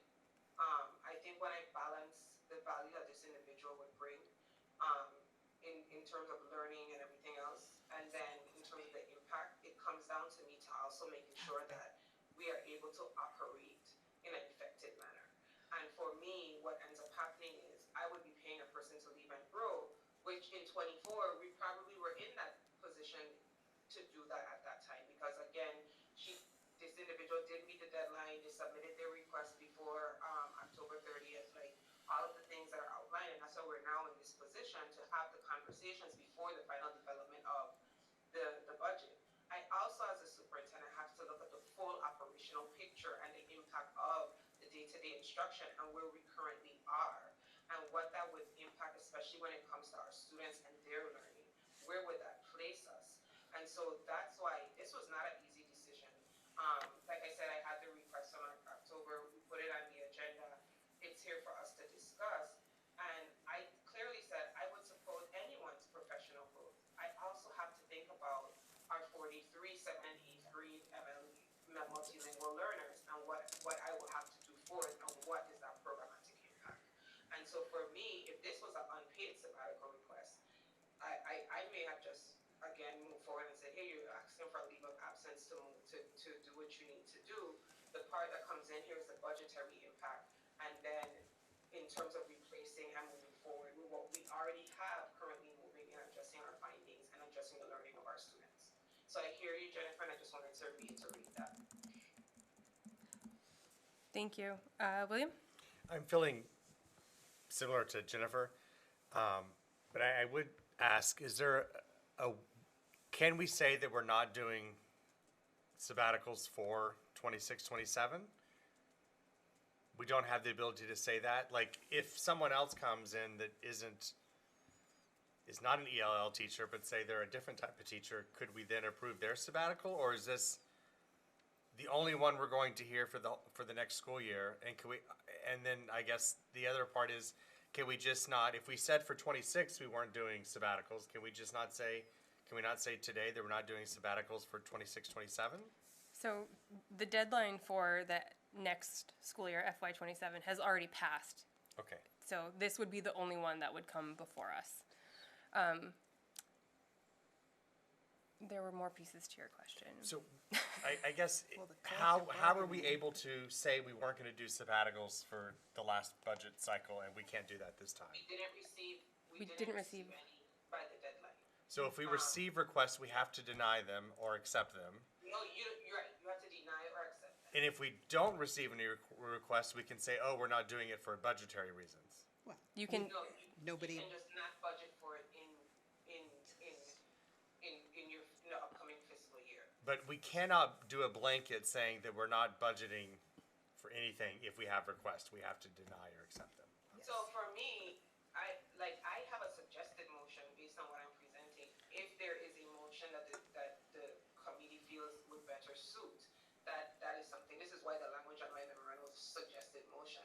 the committee feels that we are just not going to do sabbaticals, then you say you're not doing sabbaticals, and then I would just turn around and inform them that it's denied because the committee has established that they're not budgeting for sabbaticals. Like, like the issue here, I think why it's come before the committee is because it's paid and it's a budgetary impact in terms of our projections for next year. And so that's why this comes forward, because again, you would be paying 50% of the salary. So can I make a follow-up? You have a clarifying question? Follow-up? Yep. So, as I quickly looked at some documents that came in, I know we're facing a budget deficit for next year that we're going to be talking about in a few minutes. Yes. Can we just pass a motion saying that we're not going to budget sabbaticals? It's whatever the school committee. Okay. And legally, can we say that, or can we not say that because of their contracts? I would have to refer that to legal counsel. I think that in my conversation with them in terms of presenting this, because I did have a concern about it being like a personal matter and keeping the individual's identity and things like that. We talked about the fact that it is currently within their collective bargaining agreement that they have the opportunity to do this by this certain time frame. I bring forth the recommendation. That's what I'm doing right now.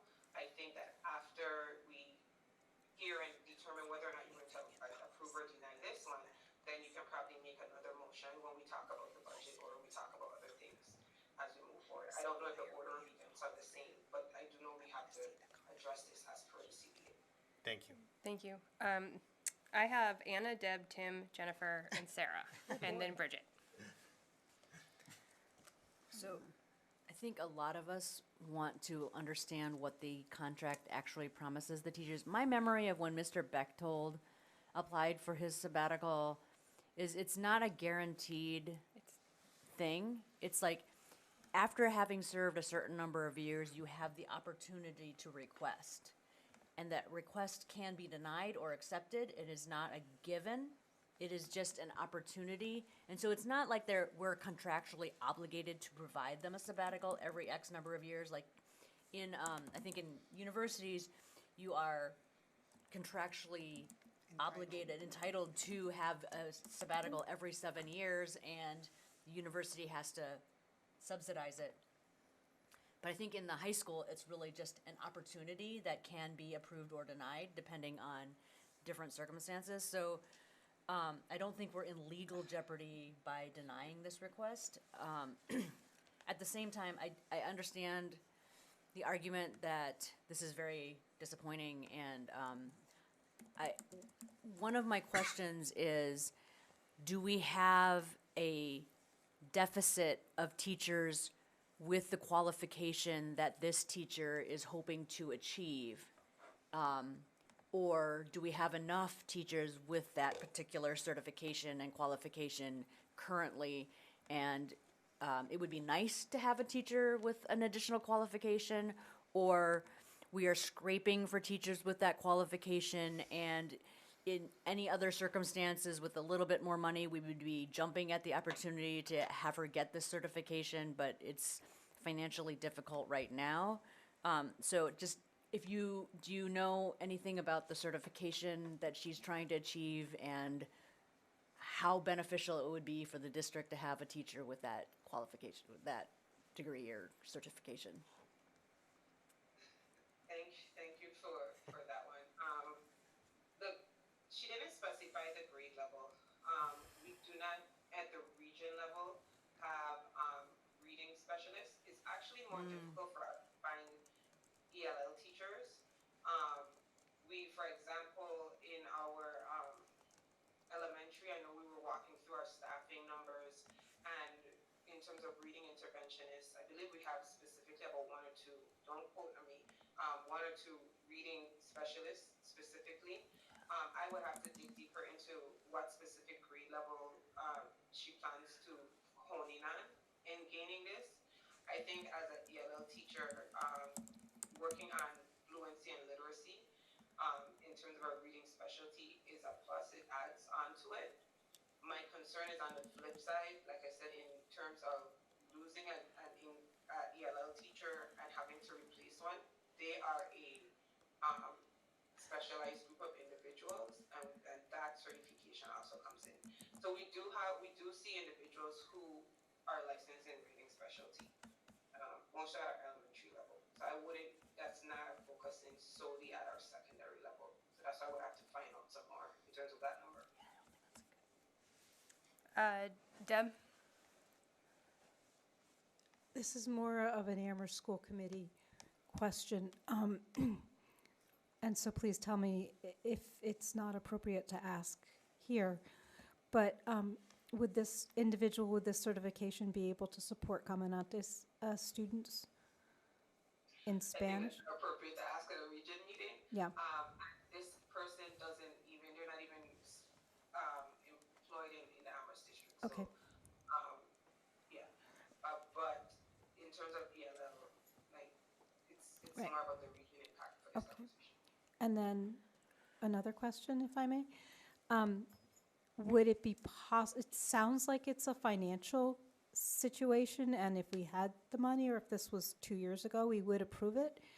So I wonder if there was an opportunity to seek one-time funds from some pot of money that is generally not available for recurring expenses for this. I would ask perhaps we talked about accessing community partners in one of these meetings, one of these joint meetings. So would there be a benefactor who would be willing to help us with this?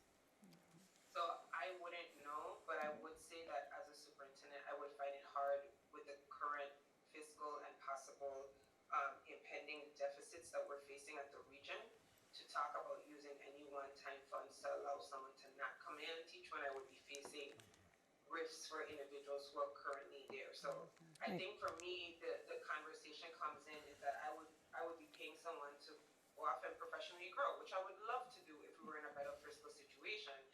And then I would be budgeting to do that, but then letting other individuals go because we have a huge deficit. And then looking at programmatic cuts and impact. So like I said, I really weighed the options around this one, but I don't know how I could say yes, go off and study, and sorry individuals here, we're going to hold this position for this person, but we have to let you go. Thank you. Tim? Thank you. I just wanted to say, that Dr. Z, the memorandum that you provided that's attached, that is, I guess, referred to, I hope, implicitly by the motion, is really thorough and I think does a good job of trying to explain the situation and explain that this is something that we would all like to provide. We would all like to approve this request. The memo says, at this moment, we cannot afford a disruption in this position. It goes into detail about all of the impacts, financial as well as in terms of impacts on students and other staff. It also says it's not a reflection on the educator's value. In fact, the quality of the plan underscores the importance of having a fully licensed, experienced ELL educator present and available for students during a year of heightened need. And that's the double-edged issue of being a highly qualified specialist, is that you become difficult to replace. So I appreciate that difficulty. I'm sorry that I don't see this as something that we can approve. I wish it is something that I felt confident that we could approve. But that's why I made this motion and support this motion. Thank you, Tim. So I have, Bridget hasn't spoken yet, so I'm going to let Bridget go next, and then Jennifer and Sarah. I withdraw. That's fine. Oh, okay. So I think, I feel like Dr. Z makes a really good point about the very specialized educational need of this position. And, and also we know there's a major teacher shortage with ELL specialists, so it could be hard. But I do have one concern, which is we very, graciously have funded this in the past. And I'm wondering, if there's differentiation in the people we funded it in the past versus the ones we're funding it with now.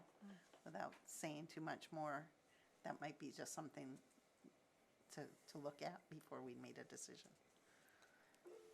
I will say, speaking from history, I don't remember the individual the sabbatical request came from, but there was another one that came with a very similar recommendation that was denied. So this is not the first time.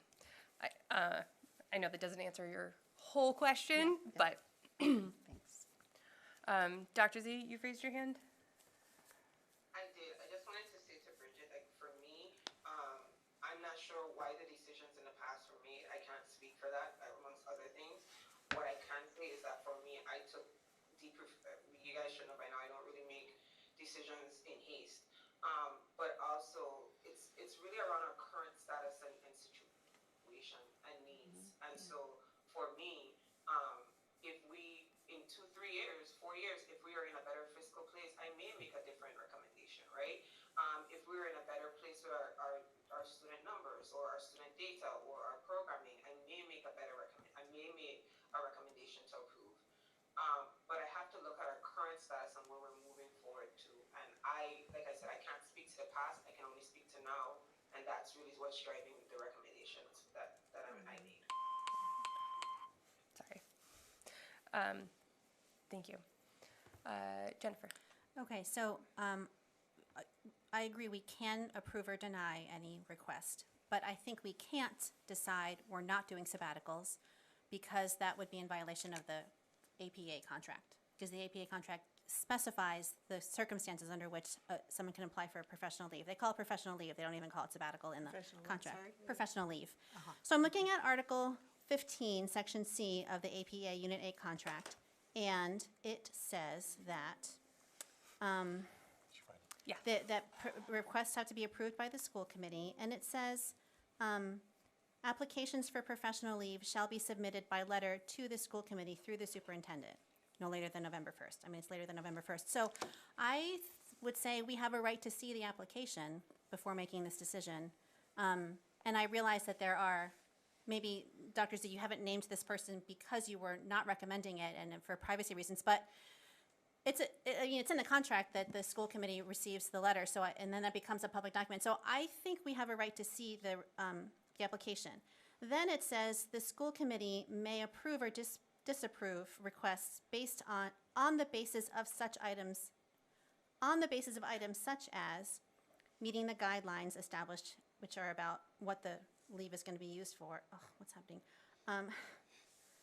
Appropriateness of the leave activity, evaluation of the applicant's performance.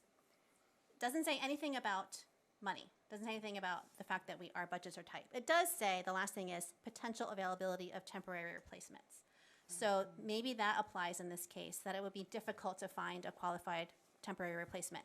But I want to suggest that we see the application and that we don't vote on this tonight, and that we get more information. Dr. Z, if you want to, I won't be here, right? But if you wanted to document the difficulty of finding temporary replacements, that would be helpful.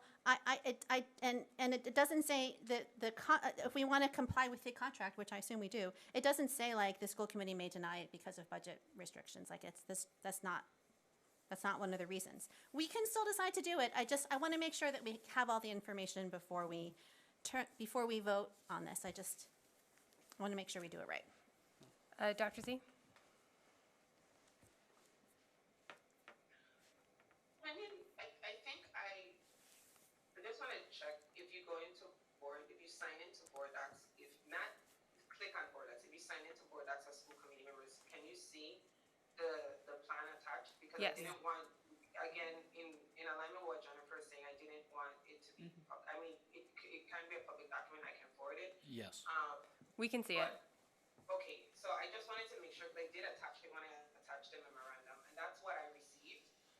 So I wanted to make sure that the school committee did have that. And I also,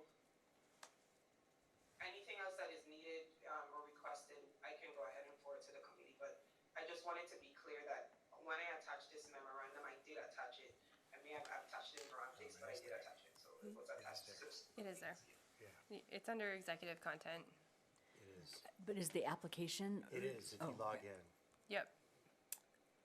just follow up to that. I think anything we use in deciding on something needs to be made public. I'm just telling you where it is. But it's, I may have attached it in the wrong place, and I apologize for that, so I can put it correctly, but Okay. I do know that I did attach it. great, I see it. Thank you. But now I want. Okay, Anna and then Sarah. So, there's a couple of things that there's a couple of reasons that I support this recommendation. I see the difficulty that we're facing both financially and in replacing this person. I'm somewhat concerned that we would be more likely to approve a sabbatical for any teacher whose coverage plan doesn't include any additional expense. So if we approve an elective teacher's sabbatical because they just won't offer that elective that year, that has no financial implications on the district other than paying for 50% of their salary while they're not here. But there's we're not hiring a new teacher to come in and teach that for them because they're not here this year. But that suggests that there's this huge bias to supporting sabbaticals for elective teachers and against supporting sabbaticals for core teachers and critical service teachers. And so I want to think carefully about that implication and try to support the idea of sabbaticals for core teachers, especially in a slightly more, I get the idea of finances are not one of the reasons that we're supposed to be denying sabbatical leave. The other thing is, it sounds like the sabbatical for this teacher is more beneficial for Pelham than it is for the region. And so from a standpoint on whether the program proposed by this teacher would be appropriate and beneficial for the district, I think we need a little bit more information about exactly what this teacher, there was a very small description about what they're getting out of it. And yes, I think the reading specialist designation is pretty specific to Pelham Elementary School. And so, that professional development is always nice, and I support that. But whether it is a benefit to the region is questionable.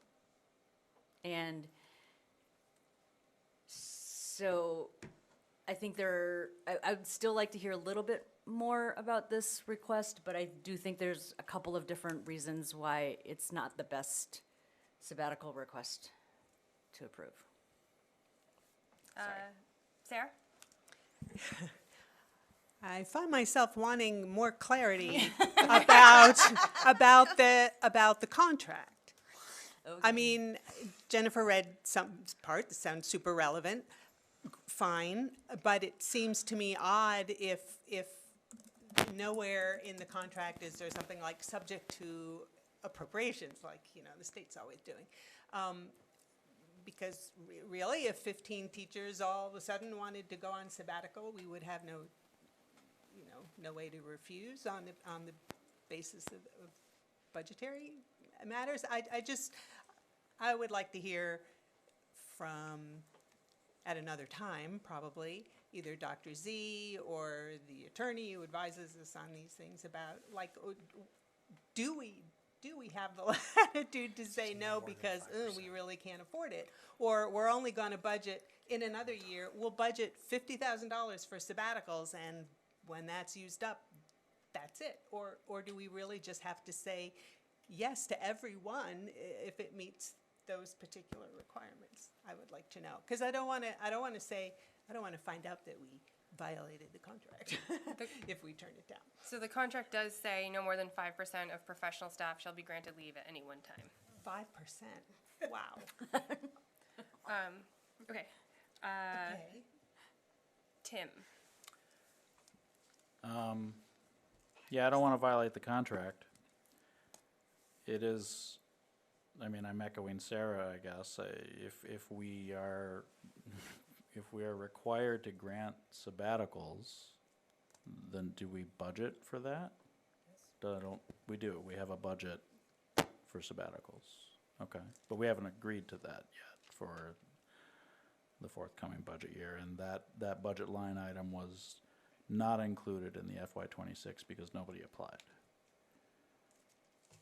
Correct. Is there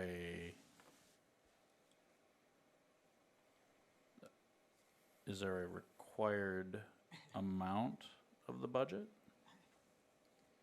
It's just what we prudently think sabbaticals need. Yeah, up to 50% of what 5% So it's like It says not more than one in an elementary school, or one per department. Has that in there also. Okay. Seems the longer we talk, the more questions we have. Okay. Bridget and then Jennifer. Just wanted to sort of like respond to what Anna said and some of the questions about the reading specialist element. I think that the application itself does a great defense of why that specialization would be valuable to the exact students that she's working with now. But even with that said, I think that I mean, I just would defer to Dr. Z's expertise, but also what I know about the job market in ELL and how hard it is to find highly qualified teachers, and especially at the middle school level. And we have a lot of good competition. Like there's some beautiful full-on English language learner schools around that are really like very robust. So I'm in support of denying it, which again, second time tonight, I came in with a different opinion and now changed my mind, but okay. Jennifer, and then I think we should move to vote on the motion on the table.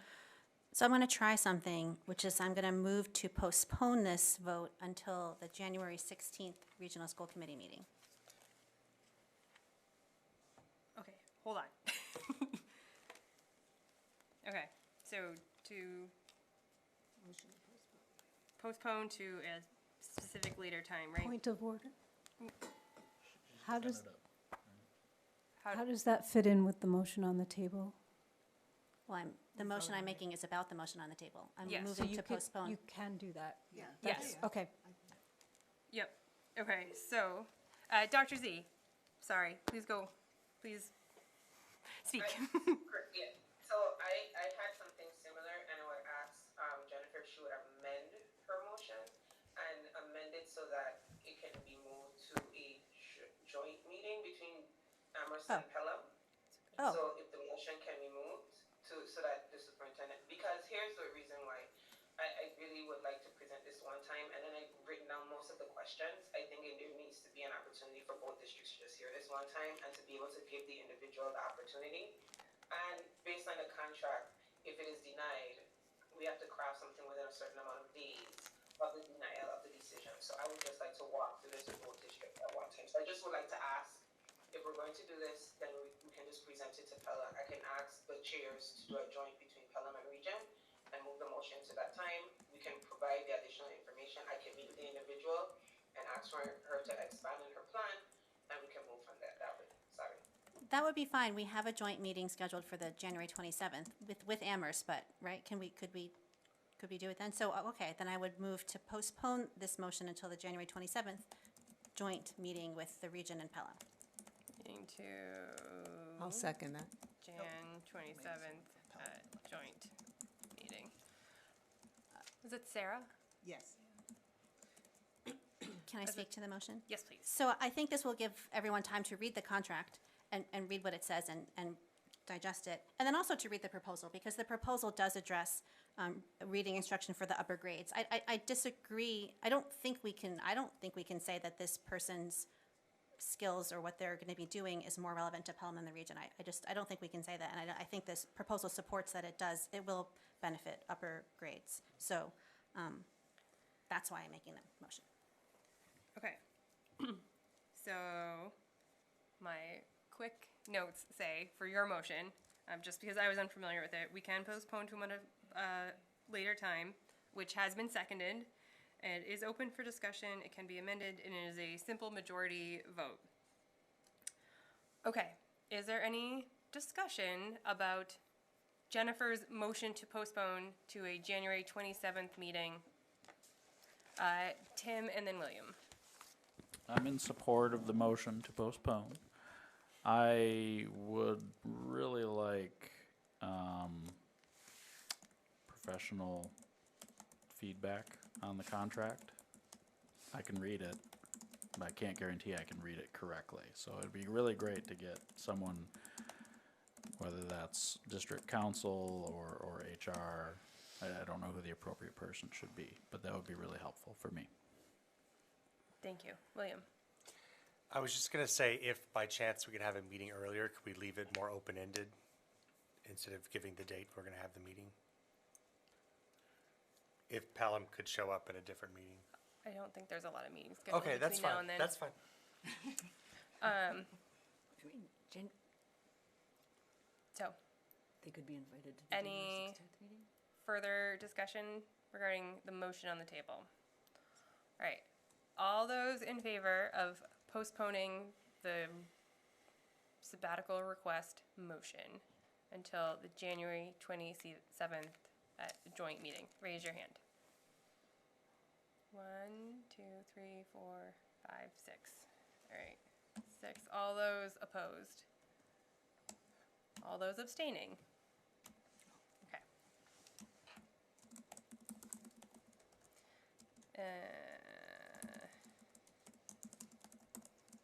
The motion passes. We will add this to our joint agenda. Let me write that down before I forget.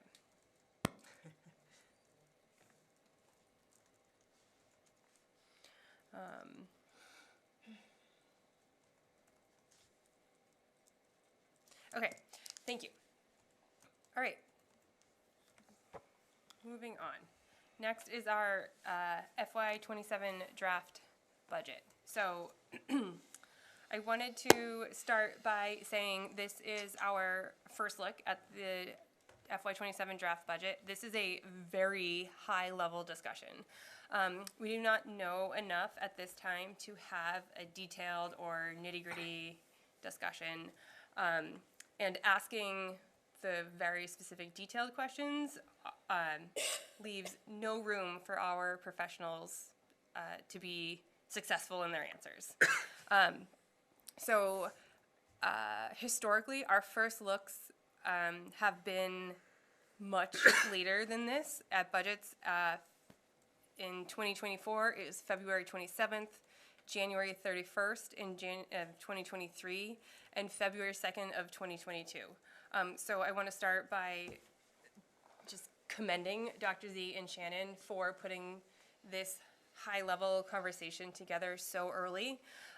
The Budget and Audit Subcommittee has been working closely with our experts, right? Our fiscal expert is Shannon, and Dr. Z is our educational expert.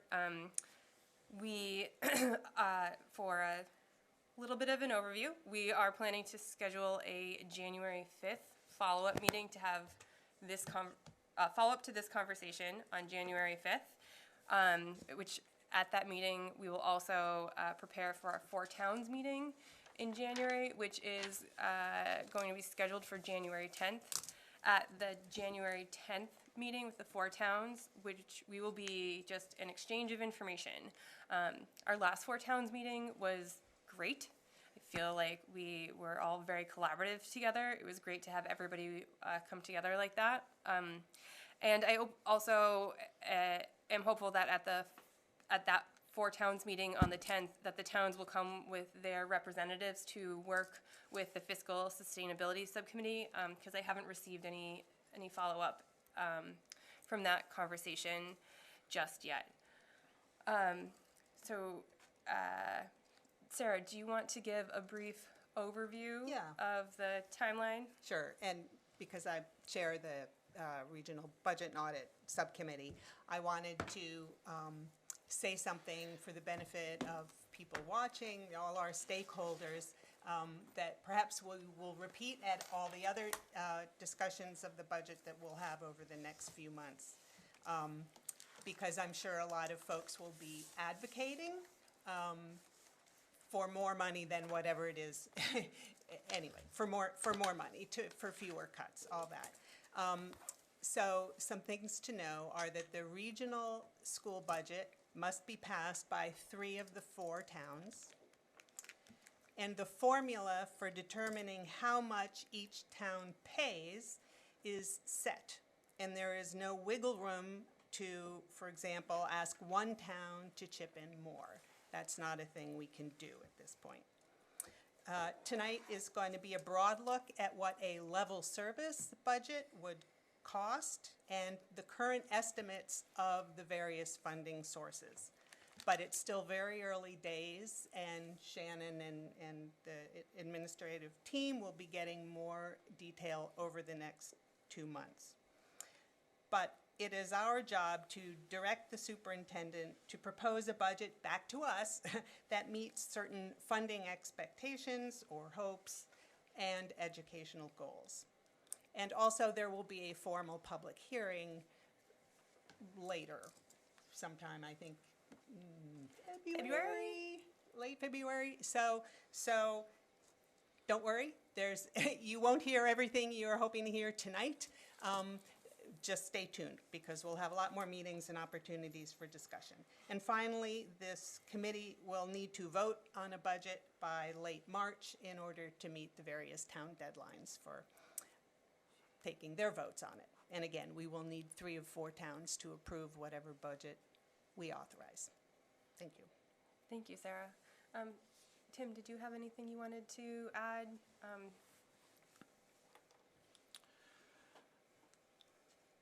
I had to restart my computer because because my keyboard stopped working, but it's all better now.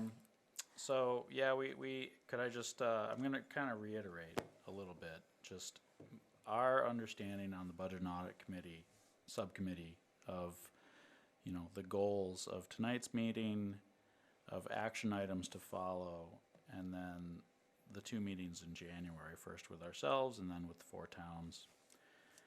Tonight, what we're doing is learning from Dr. Z and Shannon about their recommendation for the school committee's budget, the budget that we're going to own and decide on.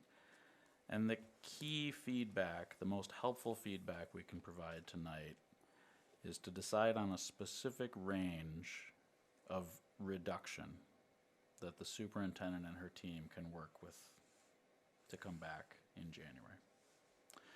The action items to follow will be that Dr. Z and Shannon will work out impact scenarios with the range that we decide on, the range of reduction, so that they can come back to us in January and tell us about the impact in terms of educational goals, the impact in terms of on students,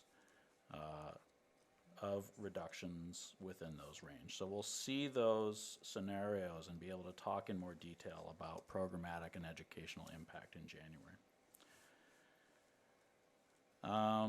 And then action items following tonight for committee members is to think of questions for the second meeting in January and to try to frame those questions in terms of district strategy and district educational goals.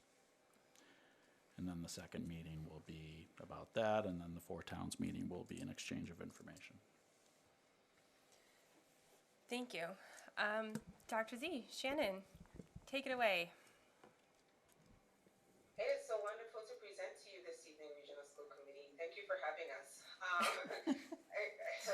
Like we haven't been talking all night. I'm going to start off with a general overview and just talk about the fact that we're, as everyone previously stated, we are really high level. What we're trying to do is make sure that we align our budget to our broader educational goals. We have the development of our strategic plan, and we're looking at those goals in terms of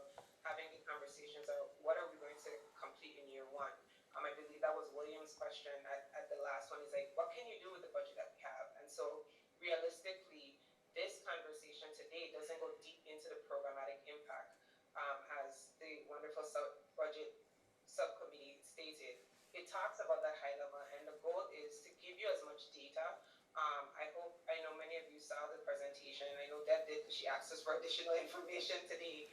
So for us, it's really delving into providing you with information to guide us in the development of a budget that would meet the broader educational goals. And with that, I hand it over to Shannon, and here to piggyback in, and we're here to answer questions. So I wanted to start off this presentation to talk a little bit about our enrollment choice and charter. I know that's a hot topic that has come up repeatedly, so I wanted to give you the data that I have on hand. And when I put this together, Deb, I thought of you. This is a screenshot from a database that we have for the current enrollment at the high school and the middle school. So it's a snapshot of real time, the darker blue here. So it's a total of 1,191 students here. And then I wanted to show you a little bit about school choice, choicing out, choicing in, where are they coming from, where are they going, what are those counts.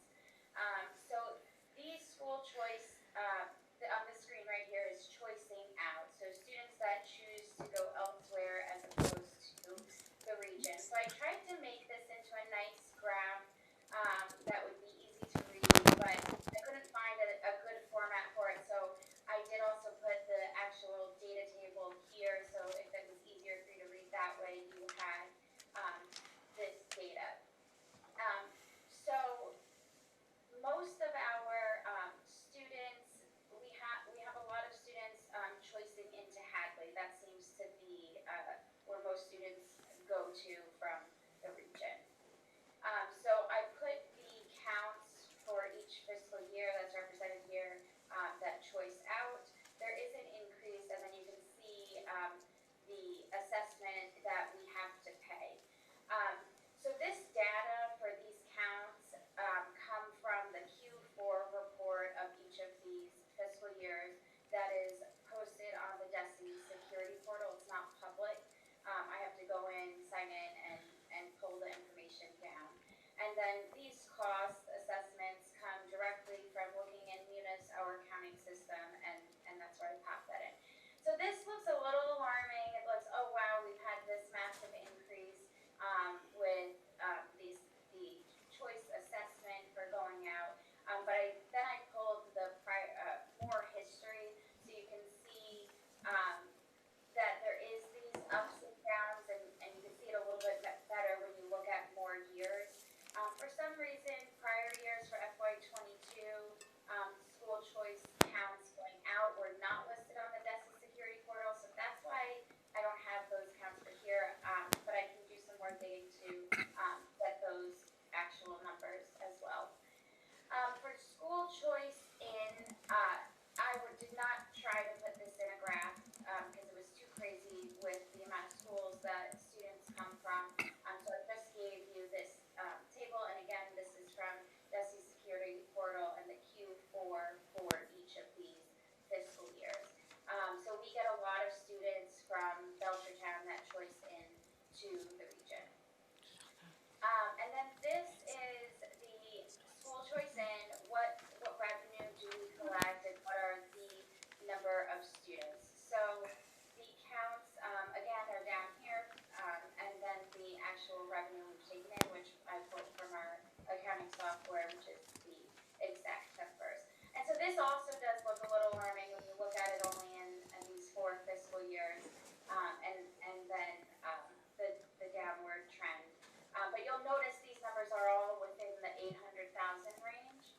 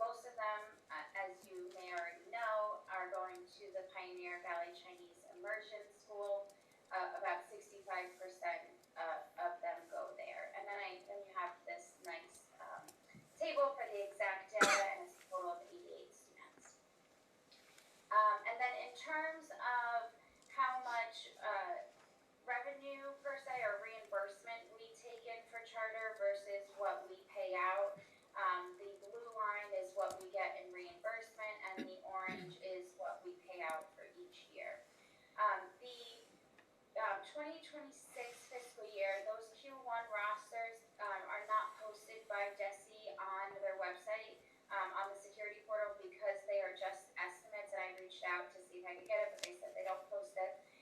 But the Q2 roster will be posted in January. So I'm hoping that I will have an update for 26 fiscal year that will help define 27 sometime in January or February. Then if we move on to our vocational school, Franklin Tech and Smith, we currently have 29 enrolled in Smith for this fiscal year and 7 at Franklin Tech. And there is no reimbursement for this, but this is what we've been paying out, and it seems pretty steady from 2019 to 2025, some peaks and valleys. I did notice, though, that this is a higher amount of students in fiscal year 26 than we have had in the past, and we are seeing those, one of the bills is quarterly and one of them is more frequent, and those bills are higher than what we would generally see at this point in time. So it's just another thing we'll want to keep an eye on. But being that we've had so much conversations around this, I thought it was a great time to bring some of this data forward. So then I want to get into talking about the 27 operating budget. So we have some budget projections and some things that we take into account. So one of those is the use of school choice applied to account lines within the budget, so effectively reducing those account lines. We are aligned with our OPEB funding schedule. If you remember last year, we had to make an adjustment because for prior years we weren't budgeting and what the schedule said.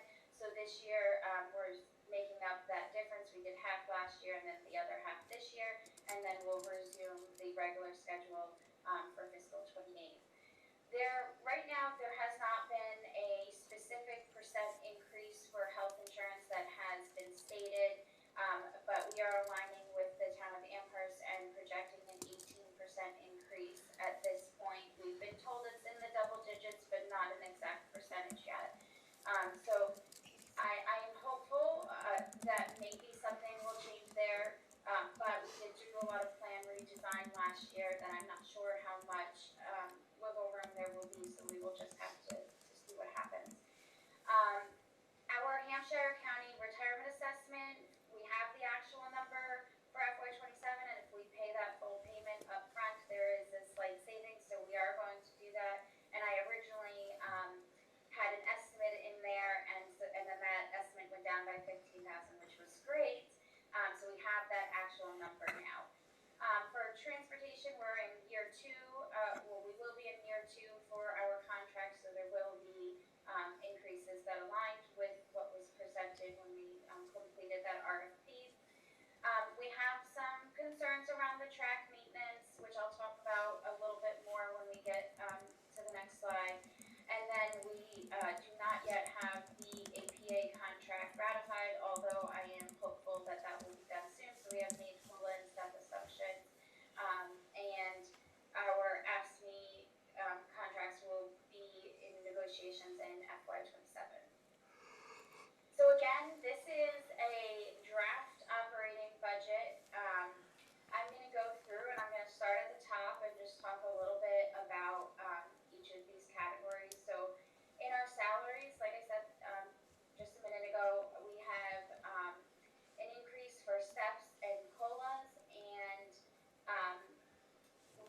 we have made those assumptions with our salaries. Right now, there are the possibility of split staff with Amherst. Those changes are not reflected in here at this point. We need to still continue to work on that and figure out things with the Amherst School District before we make those assumptions in this budget. So that is not taking into account yet. Our contracts, there was a slight increases. There's one salary, the athletic trainer falls within the contracts line, and our coaches stipends also fall in here, so slight increases there. For the substitutes, I did a 3-year average for these substitute lines. You'll notice the actuals in the prior years are a lot higher than what we typically budget, so this is really to or to align with what we are actually spending in this area. So it's a 3-year average of fiscal 23 to fiscal year 25. Our regular education and ELL, at this time, there's no increases there. For our special education, we do see a larger increase here. We have more than one possible residential placements at the region, and we have other out-of-district placements that we're accounting for here. And in some cases, when I went over these projections with special ed, the cost of the placement is higher than transportation, but transportation is almost the same cost as the program that they're attending. And that's just a comparison for how much transportation actually costs, and it's truly out of control. We are with our current contract, we did bid the special ed transportation as part of that. So that we have to go with our contracted people first. If for some reason they're not able to manage those additional routes or whatever it may be, then we may seek an alternative. If that alternative is higher than what we would have paid with our contract, we could seek reimbursement for that from our contractor now. But it is still expensive nevertheless. So then our other programs, in here, I have an increase for our choice assessment, and we had an influx of 9th graders going to VOC in FY26. Sometimes 9th graders end up dropping out of the VOC and coming back, back in 10th grade. We see that sometimes, but I don't know how that'll play out, so we're going to continue to monitor that. For our charter assessment, I have not increased that yet because I really want to see our Q2 charter enrollment before I make an assumption on that. So that will be adjusted come, I want to say in February. If we're doing another budget presentation then, which I suspect we are, I will have an adjustment for charter then. For our student services line, there is a small increase here. It's specific to a student with certain needs that I'm just not sure if I should, just because it's one student, I don't want to say it. But there is an increase here. For support services, you will hear me say this on the next few lines. Our printer copier contract with Rico has increased significantly from 25 to 26 that we didn't anticipate. So we're making sure that we're accounting for some of those printer costs, and they hit in different spots in the budget depending on where those printers and copiers are located. For our program staff and development, again, there's a piece that is an increase for our printers, but we did have a decrease in some supplies and contracted services for PD, and a slight increase for some resource materials that will be needed, but overall there's a decrease to this section. For central school administration, there's an increase here, which had to do with our copier and printer and also some of our postage expenses. And that was really the only change. For central administration, the biggest thing here is our legal fees. So there, I did a 3-year average. Legal fees hit in 2 different spots. There's a section for school committee under central administration, and there's also a section for HR under there. So depending on what the legal fees are for, they get reported in each category. So I had done a 3-year average for the school committee section and a 3-year average for the HR section, and those can be things related to staff and students. There's also an increase you'll see when at some point when we do get to the line-by-line budget, under the school committee line, the financial audit is charged to that line under financial services, and the audit costs have continued to rise every year. So we did have to increase that with the assumption of what it increased from FY25 to 26 in comparison, and made that increase. In HR, I talked about the legal fees already, but we also did do a decrease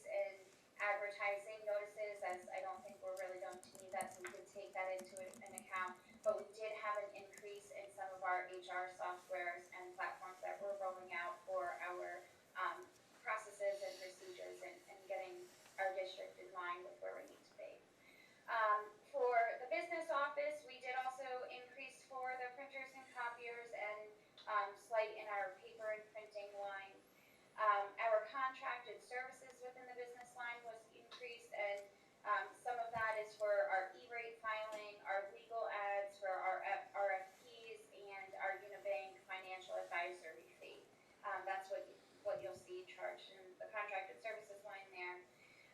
And our software line had to increase because our accounting software we use is Munis, and we have seen an uptick in that over the last few years. So that is what this increase is for here.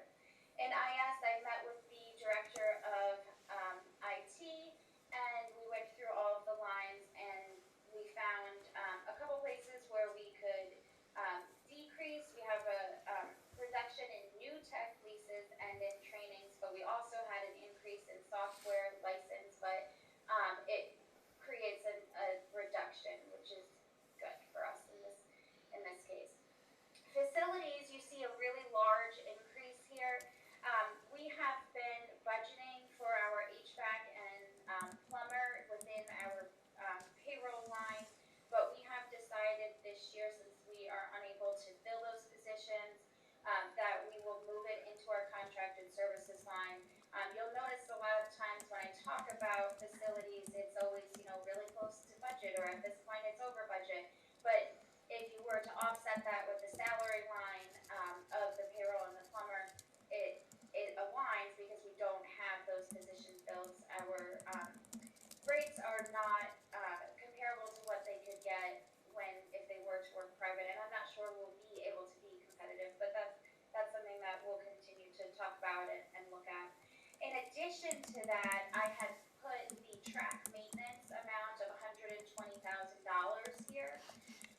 That track maintenance, though, we're pursuing conversations with the town of Amherst of them possibly incurring the cost to maintain for a year or two, and then it ease into our budget, where we then take it over, and whether it be our staff, if we have the equipment to do it, which I'm not sure that we do at this time, so we make the decision that we invest in capital for that equipment, or we contract out maintaining the track and fields. That's in the works, and that conversation is forthcoming. If Amherst, the town of Amherst, does decide to support that for the next year or two, I will remove that $120,000 from this current year's budget. For our utilities, I did increase our electric to align with our actuals. I did decrease our gas because I think based on our actuals there was some room. There is a $20,000 increase to the water here. I'm unsure of how much the water is going to cost for the new fields, and that is on a separate meter. So until we have at least a year under our belt to really understand what that water is going to cost for those fields, I've put in $20,000 at this point, and so that contributes to the increase in utilities. For transportation, we have an increase per our contract. It goes up a set percentage every year for the remainder of the 4 years of the contract. But right now we have unfilled driver vacancies, and in 26 we had anticipated being able to do the bulk transportation runs, but because we have vacancies, and we have tried to recruit and have had interviews, but due to the compensation we have not been able to hire for those positions. I, at this point, am not anticipating that those positions are going to be filled in FY27, so I did budget for the boat transportation to be contracted out, which we used to do in-house, which also contributes to this increase. Food service is fully funded by the revolving fund, so in 26 there was $2,500 still. We don't need that, so I just removed it entirely.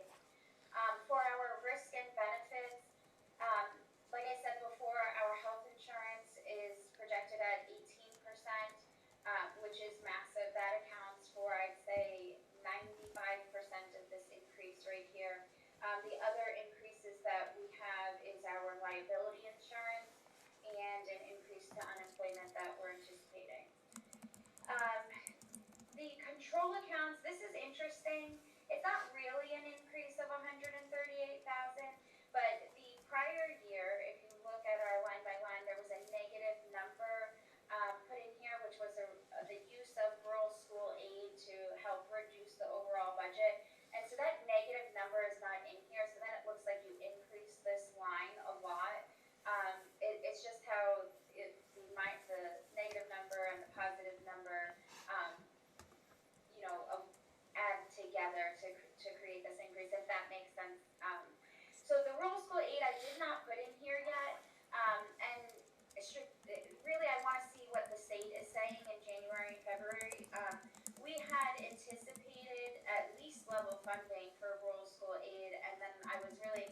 there was gonna be this increase in FY '26, and then it ended up being less than level.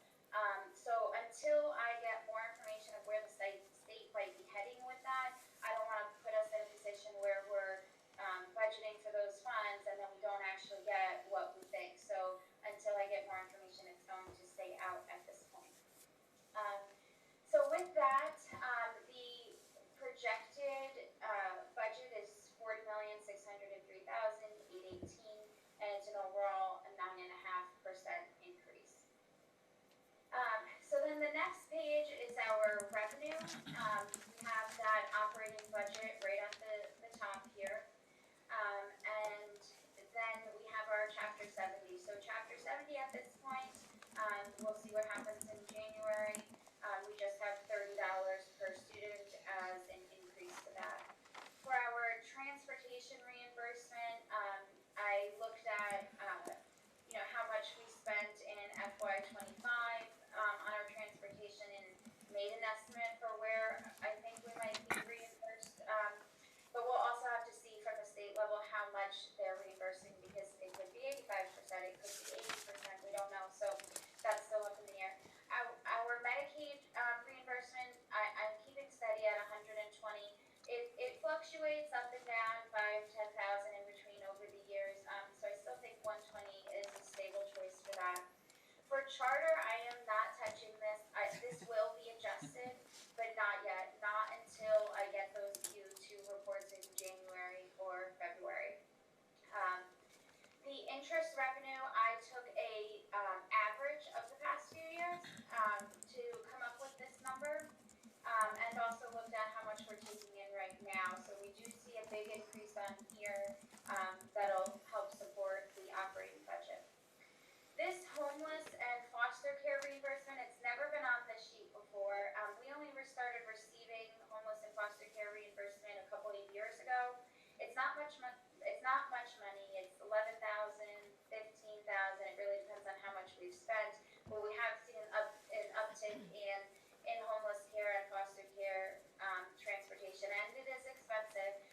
So I did budget that this year within here, and it's not much, but it is something. So I wanted to make sure we start including that, and so long that reimbursement continues.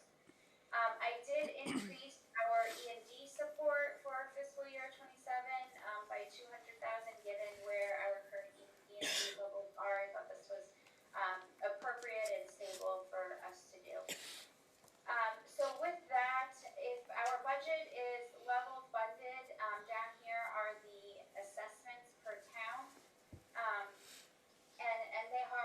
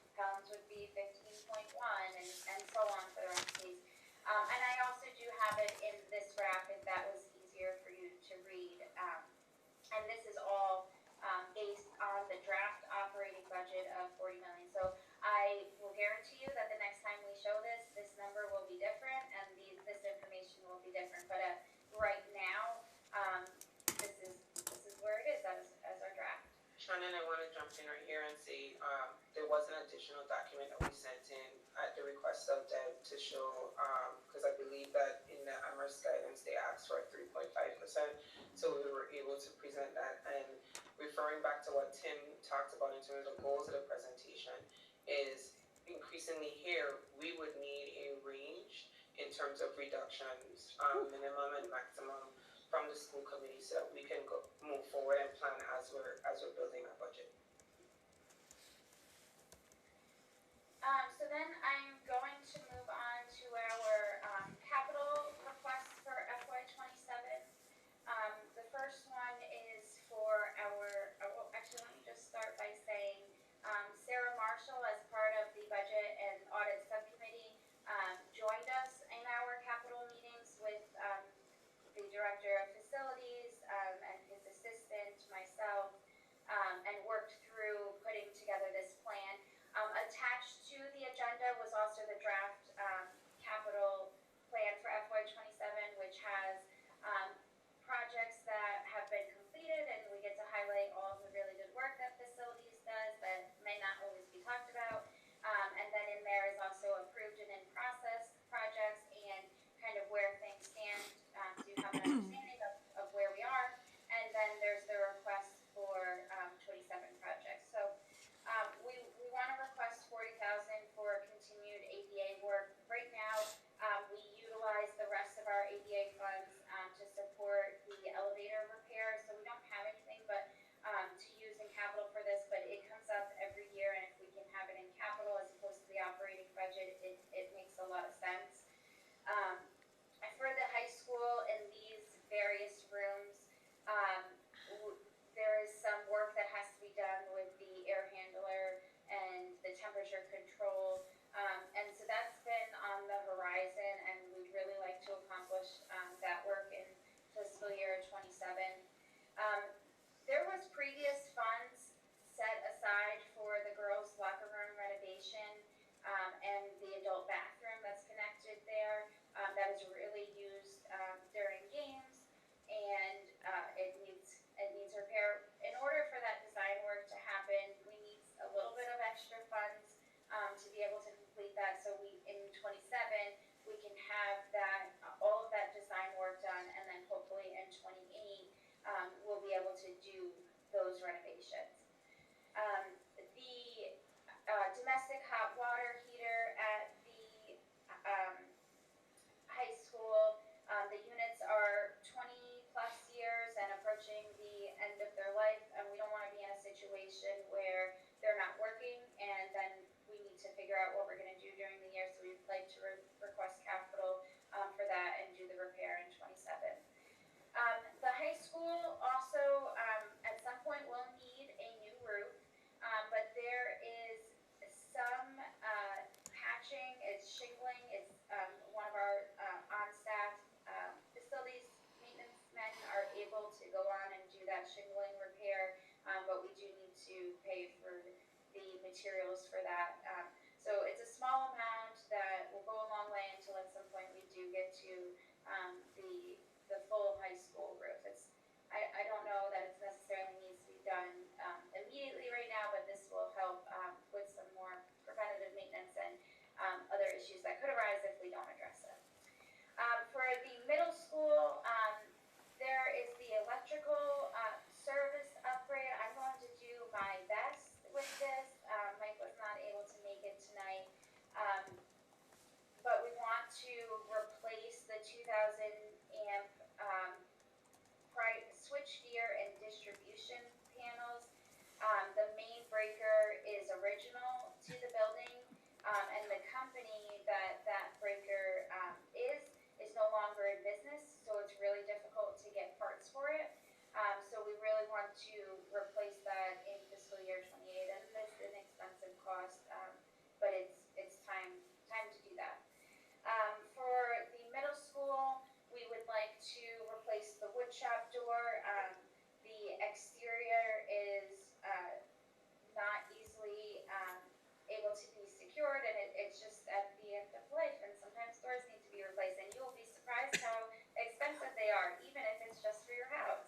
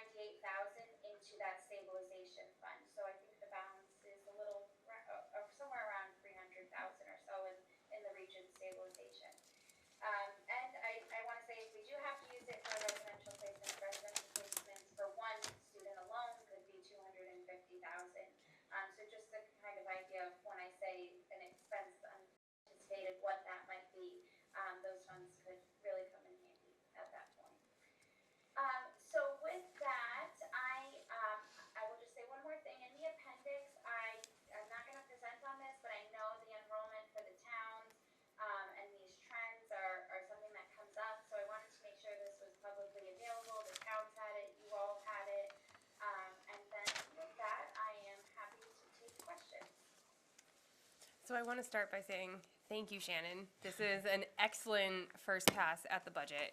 I'm super appreciative of all of the work that went into creating this and having this ready so early for us to have discussion about it. I did want to remind the committee that there's no way for them to have any idea about specific items yet.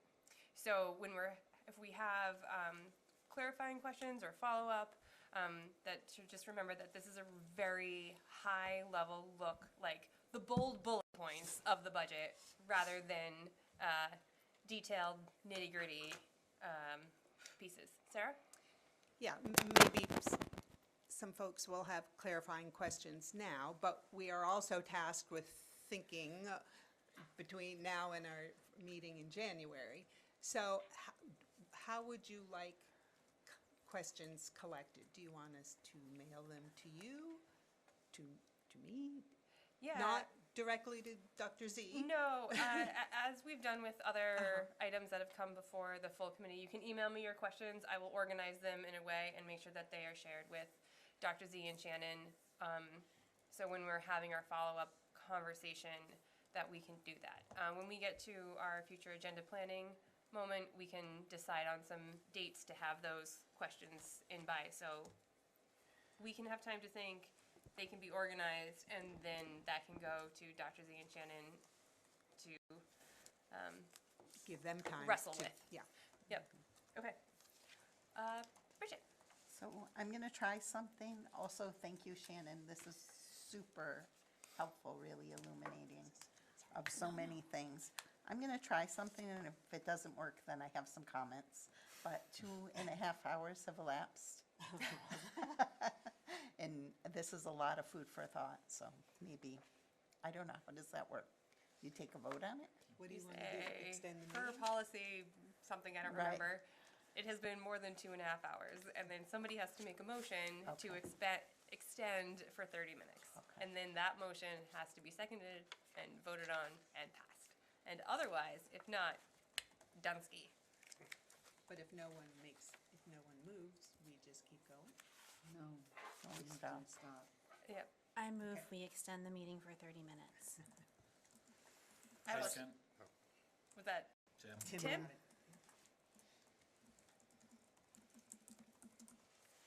Can I Absolutely. speak to the Yes. motion?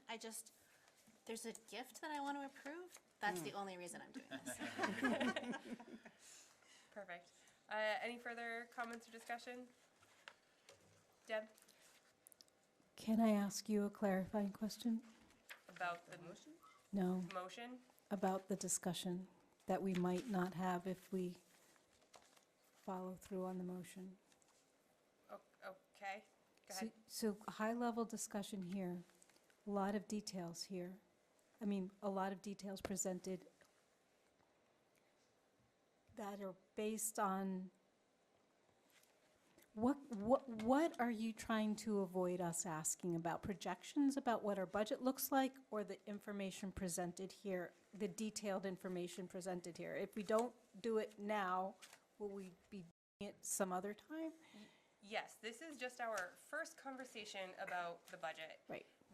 I don't want us to be asking questions about what will the educational plan of something look like? So- What will the cuts mean in terms of FTE?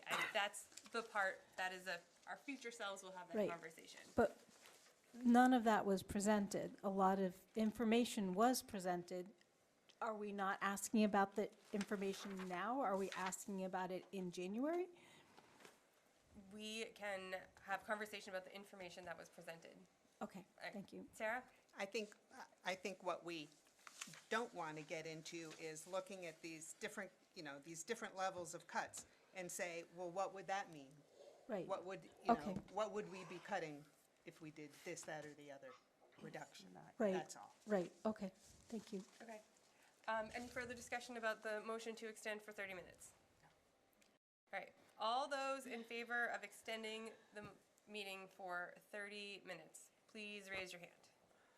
1, 2, 3, 4, 5. Deb? I don't know yet. Okay, so 6 yes. Ooh. What was it? 6 yes. Okay. All those opposed? All those abstaining? Okay. The motion passes. We have 30 minutes. Okay, and then I do have a budget comment. Okay. So, but I was hoping to save it. Sorry, Bridget. That's okay. So the very first, I'm just gonna work backwards. It was great to hear about the revolving funds, all that was great. Capital, I had a couple of small things. We budgeted 40,000 for a well for the field, so we wouldn't have to pay that we recurring did water to the town. We did Did not. we not? No, because I asked about I if we thought could had tie into number the in well, the design. and it wasn't in the design. Okay.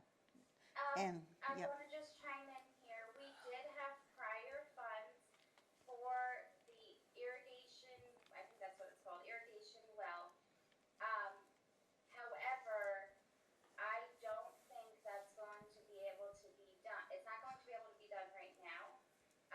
And I believe that there is some other caveat that I cannot remember off the top of my head that we might not be able to do that yet in fiscal year 27, but I'm happy to come back with factual information for our next meeting. Okay, goes to like the thing I love to say every time, which is like any of the capital spending we can do to avoid the recurring costs. But that gets me to like other things that we might be able to move from operating to capital. I don't know if we can do Chromebooks or that type of thing. And the third thing on capital, just suggestions, is they just released the RFP for the state green energy, and I saw both hot water and electrical upgrades on those. And you can take between 50,000 and 3 million for all that type of thing. And that, they had a webinar session, but when I looked at the day, it was today, so. I attended. But they probably, okay, great. And then I wanted to talk about something more general that was said before. These are such early numbers. And somebody said there might be a way, I don't remember who, to set what the budget goals should be now. And I would feel so uncomfortable doing that with the numbers we have at this point. And also, that's like a very democratic process, and I know through no fault of our own, we're not even streaming, but, so nobody would even know like what we were doing, but we have the hearing, we have the public agenda, the process. I do think maybe we would want to say the next time we would have 3 scenarios, you know, as opposed to 5, and then what that might look like, still again in broad strokes at this point, and we're not down to the budget book and the exact cuts or that type of thing, you know, until what, February? But like, what would those 3 look like? Like, where would that come from? What types of big moves would we make to be able to accommodate something like a $3 million cut? And then just as a side, I noticed that other programs, that's the largest other budget section outside of salaries and risks and benefits. And I just wish we could boycott that, because that's almost exactly like what we need. You know, it's basically like a suction on our school, but we know if we don't invest in the schools, that suction's going to get stronger. And so it's just a frustrating situation to be in. May I? Tim and then Dr. Z. All right, so let me clarify miscommunication. We're not asking anyone to set final budget goals. We're asking people to set a range, to decide on a range of reduction for the next meeting so that we can see what would the outcomes be on our education system if Dr. Z and Shannon had to reduce the budget within the ranges we asked them to think about. So it's really just about the next meeting. It's so that we can set up Dr. Z and Shannon with instructions for how to present new information to us in January about what they can achieve based on our instructions. Okay, so maybe like even within the 3 scenarios, like level service, a midpoint between level and whatever, and then one of those lower examples or something like that. But I just wanted to make sure I'm being clear that no one's being asked to decide anything ahead of time. Thumbs up. Dr. Z. But wait, oh, I wanted to clarify, so yes, Bridget, in terms of what you're asking, if what we're asking the committee tonight is to give us a range. If the range is 1.2 to 2 million, or for example, when Deb reached out and said, "Can you tell us what a reduction, like the 3.5?" If we're pushing with the 3.5, what we need to further the discussion with on what Tim is saying is to create those scenarios that you're asking for. We need a range. So even if you decided the range is 3 amounts, you can. What we're asking is, hey, Dr. Z and Shannon, we would like you to not reduce the budget more than 800, like at $800,000 deficit, and don't pass $2 million, right? Or don't pass $1.6 million. And when you come back, then we're able to say, well, this is what it would be.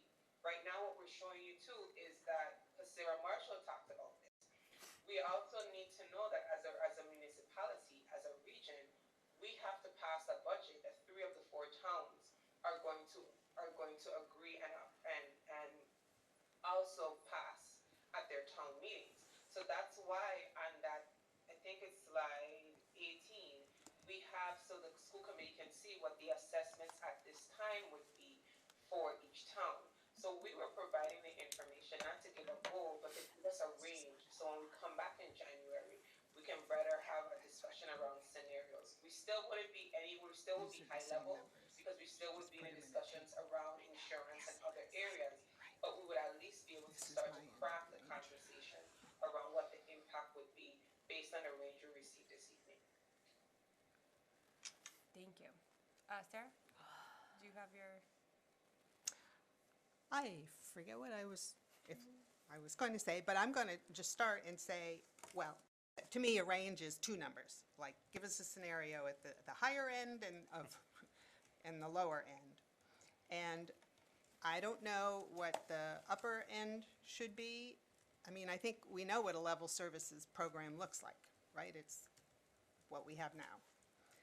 But, and I'm in no way advocating, saying I would want this budget, but I would like to see what is the program we could provide if we had to make a reduction of $2.97 million. Because, one, we might be forced to do that, and I don't want to have to decide at the, frantic planning at the last minute after RIF letters or whatever have been sent out. Gosh, now what do we do? And also because I think that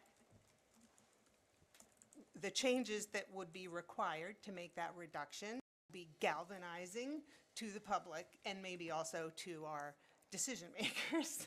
So I would like to put some meat on the bones of what that means. It's like, if you don't want to fund us, give us more than 3.5%, okay, this is what we're not going to have. And I don't even want to say a program name, but this is what the regional school district would look like. So that's my low end. Thank you. Anna? So I know that this year or this last year, I guess, we had an underspend of enough that we have to give money back, essentially. And I was just wondering if we can create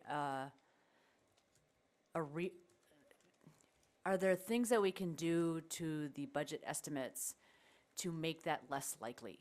I don't want to put out a budget that is more than we can spend.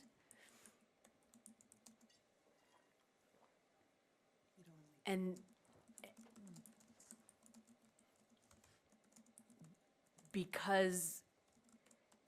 cutting teachers because we've budgeted more expenses or less revenue in areas where that don't involve teachers, basically. So I want to make sure that the budget that we have is as close to actual as we can get it, so that we can avoid the E&D at the end of the year where we have to allocate money back to the towns.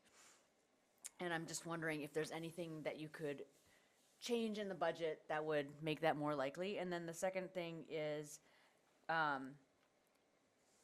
think it would be helpful to have a better understanding of what legal fees are due to litigation and what legal fees are due to, hey, can you review this policy, and hey, can you do like basic, sort of like standard operating work for the school committee and for the school, and how much of them are excess because we're fighting complaints. And it just would be, I think, useful for us to see how much the litigation portion of the legal fees is affecting the budget. And then, in the 5-year rolling averages that you have a number of years that are repeated, and it's not clear to me, and they have like different numbers associated with them. So you have 2 years for 24, fiscal year 24, you have 2 years for fiscal year 25, and in a couple places you have another one, I can't remember which one is, like 22 maybe. And I'm just wondering what the difference between the two lines are for the times when it's repeated. And maybe it's in the, like, the note that we can't click on because it's a PDF. So you're referring to right here? Yeah. Okay, so. so we use, so the assessment enrollment lags behind actual or current enrollment Sure. by 2 years. So for fiscal 27 budget year, we're using actual enrollments from fiscal year 25 and so on. So fiscal 26 used budget year used FY 24. Does that make sense? Yeah, but in your chart there, there's lines that have fiscal year 24, fiscal year 24, fiscal year 25, fiscal year 25, and then the numbers to the right of that are different for the two lines of fiscal with the same year listed. Does that make sense? So I'm just trying to figure out what the difference between the two lines that are repeated for like the two. Do you understand what I'm saying? Which table? Where are you looking, Anna? Like this one? The middle ones. Amherst-Pelham? Yes, See so right so here? here, These are 20, different. 24, 24, 25, See 24, 25. 24, So but that's, the numbers are different. And then there's like, I thought there was like another one Yeah. besides 24 Oh, and 25. you're talking Yeah. right here. I can't. Yeah. Okay, so I just need to. I didn't even realize that. That's just a typo. Okay. This should say, Okay. yeah. This should say 24. This should say 25, 26, 27. So Okay. it's just if you could drag Okay. FY 23 right down, that's what that would be. Okay. I can fix that for the next. Excellent. Thank you. That's much clearer. Thank you. Tim and then Dr. Z? Go ahead, Dr. Oh, Z. because no, Anna had a series of questions and I didn't want her to go past them, so I raised my hand to just acknowledge that we were going to answer Anna's questions. Oh, okay. So we're good? Well, no, we gotta finish answering. Okay, all right. We threshold for questions off, and we wanted to make sure we addressed them. So one of the first things she talked about was the budget. Go to the budget page. You referred around the actuals, and that you asked us to adjust our estimates based on more so what it would actually be, the one above. So one of the things that occurred, especially with the E&D, in terms of this year, and Shannon, correct me if I'm wrong, was it's a projection in the budget, right? And we were projecting at a number. And that's why this year, Shannon took critical time of looking at year-over-year averages, like 5-year, couple-year averages, and didn't just put a number there. We tried to get as close as to what actually end up being versus a projection. So Shannon, and you want to speak to that because I believe that was Anna's question. I wrote it down. Yeah, yeah, so I am looking at these thoroughly, and I did do an average, so I wanna say if you remember that graph from the E&D document, I'm trying to picture it in my head. When the FY 25 budget was built, we were still, at the beginning of FY 24 where we didn't know there was that massive amount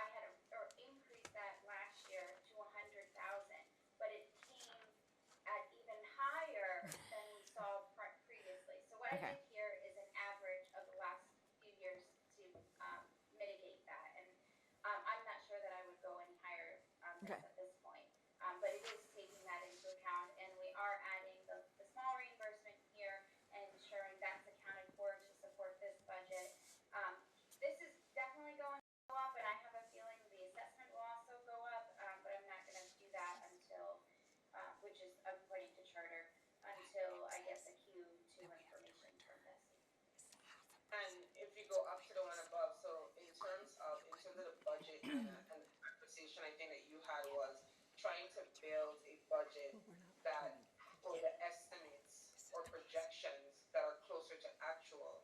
And in the steps that Shannon repeated, even in the END, she actually went through and did that deep dive over the 5-year span to see how close to actual we are to build this budget. So I think that what you asked her to do is what she's done. It just ends up seeming very large because it's actually based on what we have been spending.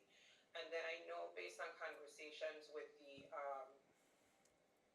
chair that there was a discussion around us talking about litigations for the region.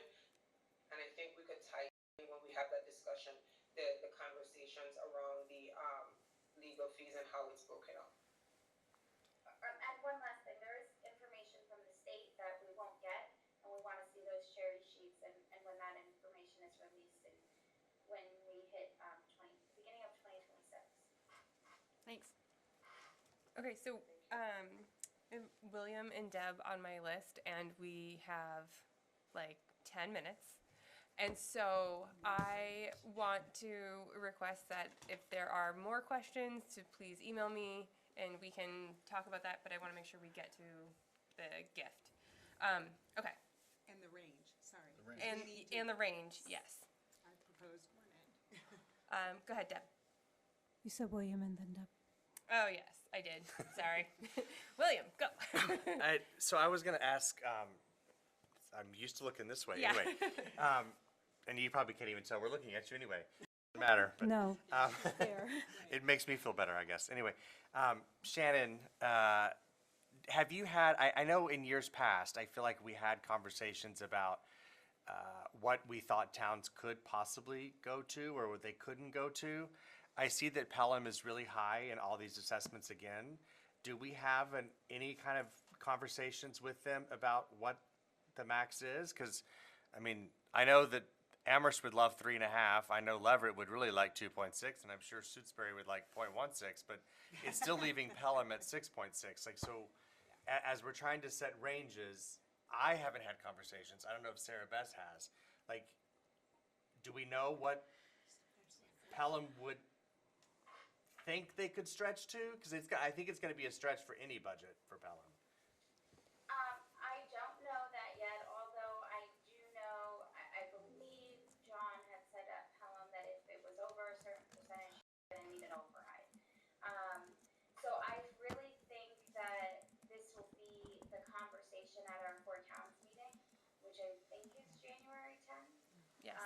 And so I think that'll be the opportunity where we can present this, and I'm hoping that it's a collaborative meeting to talk about this and listen to them, and that'll help shape some of this conversations that we'll have in February and in March. Okay, so I'm not comfortable as a Pelham representative to really set ranges tonight without being able to have conversations with my town and where they feel. Thank you.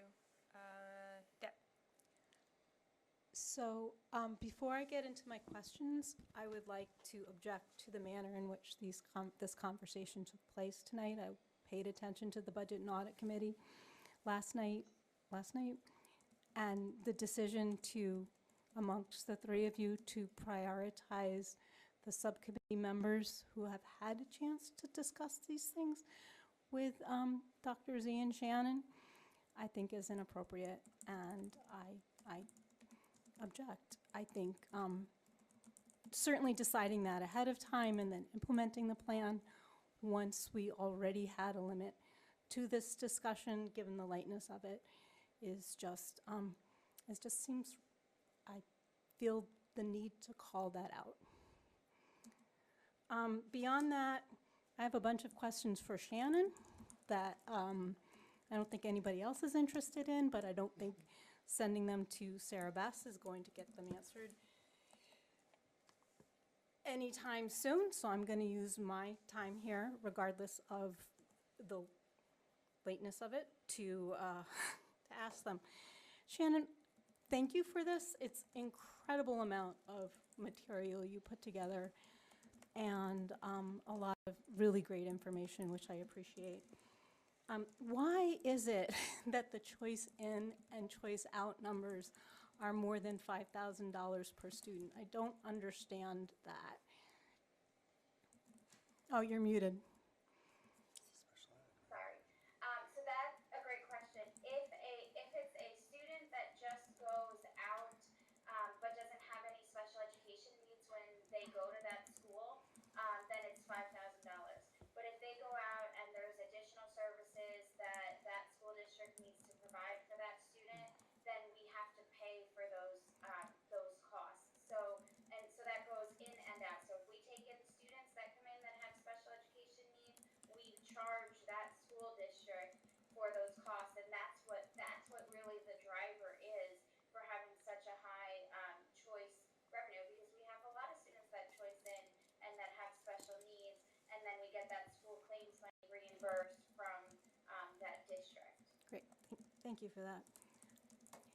I've never understood the billing for charter schools. You're waiting for the Q2 roster. Do we pay quarterly? So if a student comes back for the second quarter, how does that work? I mean, the Q2 rosters, is that, Anna's saying no. So so it's based on the 10/1, wherever that student is on October 1st, we pay the whole damn thing, regardless if they come back the next day? No. Okay. So we are billed or charged for the assessment on a monthly basis. Okay. On a monthly basis. So the beginning, the first few months, I don't remember which month it goes up to, are just an estimate that we're billed for. Every month, though, the charter school sends the state their enrollment information. The state then reconciles after the first few months, adjusts the assessment to the actual per day the student attends. So if that estimate in the first few months was higher, and after those few months, then the next assessment that we're charged for in that month will be less to make up for that. So there's actually a whole outline, and I'm happy to send the link on DESI's website about how that billing works. So we don't actually see the bill. Right. We get it from DESI. The charter school sends the enrollment to DESI. DESI does the adjustments, and then we pay the assessment. Yeah, I'd love that link, thank you. When you're apportioning out the assessment amongst the towns, it's complicated when you do it, when there's, that part of it. So the minimum local contribution and I guess that's it. The minimum local contribution is based on the combined effort yield and the population of the students that attend that town, attend the region from the town, is that correct? So there's the minimum contribution, then there's a few other categories, I don't have it in front of me right now. But whatever is above the net school spending, that amount is proportioned out by those enrollment percentages that you see in the appendix of the PowerPoint. Although there are some capital costs that, for a regional agreement, are then proportioned out by EQV. Right, but, okay, so the net school spending and the above net school spending, but the net school spending is based on the foundation formula, and the foundation formula isn't based on the individual amount that the towns pay. The towns pay differential amounts based on their ability to pay, and that's the minimum local contribution that goes into the net school spending, along with Chapter 70 money. Correct. Okay, so it seems like way back in the dawn of time when Tracy made that presentation to us for the region, which you may or may not have been watched, in 2024, August of 2024, the CEY of the various towns changes from year to year. So I guess my question is, how did you estimate, and I'm assuming it's an estimate, for the minimum local contribution for each town? towards the net school spending.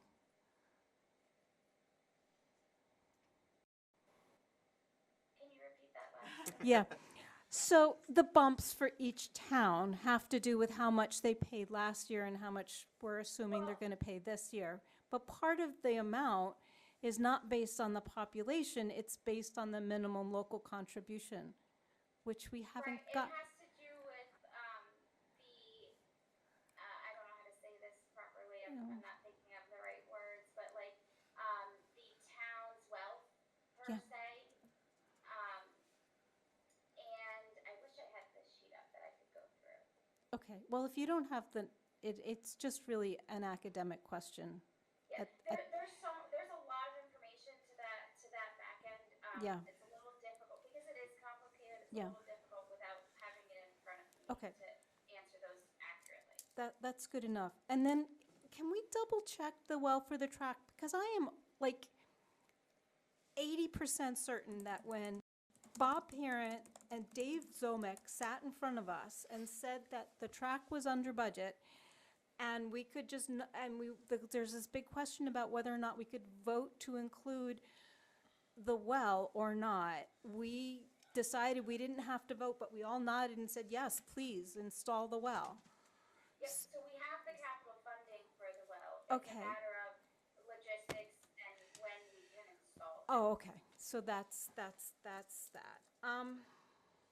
And then, I know you haven't applied the rural school aid because you don't know how much the state's gonna end up giving, but how much was it last year that we applied? So that's a good question. So in '26, we budgeted 250,000, but because that went down, I believe we only are receiving like 190,000 and some change, Yeah. like right around that ballpark. For this year?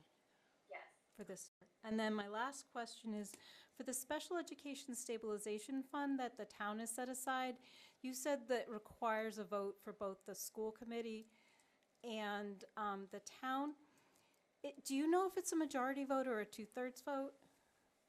I thought it was a two-thirds vote, but I'm not even anywhere near 80% on that one.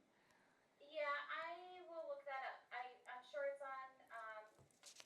probably on the DESI's website. I know it might be 2/3, but I Okay. can get back to you on that to find out. No, it doesn't, because it's an Amherst special purpose. Well, no, we have special ed stabilization in the region, so we would need the 4 towns to vote for us to spend money out of it. Okay, I thought I was talking about the town's Special Education Stabilization Fund. Oh, I don't think the town has a separate one. The school has one. We have one at Amherst in the region. Okay. I thought there was like more than, okay, thank you, that's all my questions. Okay. If there are, yep, Tim, go ahead. Thanks again, Shannon. I would like to see, with all due respect to Pelham, these are not binding ranges. I would like to see a maximum of $2.97 million reduction. And, looking at Leverett's assessment, I feel, able to sell a 7.7% increase after last year's 14% increase and the multiple double-digit increases to health insurance in Franklin County this year, with another double-digit health insurance increase projected next year. A 9% increase to Leverett's assessment is, I can't sell that. So I'd like to see a range of 1.6 million reduction to 2.97 million reduction. Thank you. Can I? Yep, go ahead, Shannon. Just a quick chime in. So that range, that based on what you just said, that percentage is good to know for Leverett because that operating budget amount can change. It can go up or it could go down. So maybe if it goes down and you think that you could sell a 7% increase to Leverett, and it's less of a reduction. Do you get what I'm saying? I I do. I should clarify, I am comfortable trying to sell a 7.7% increase, but I am not confident that town meeting will approve that.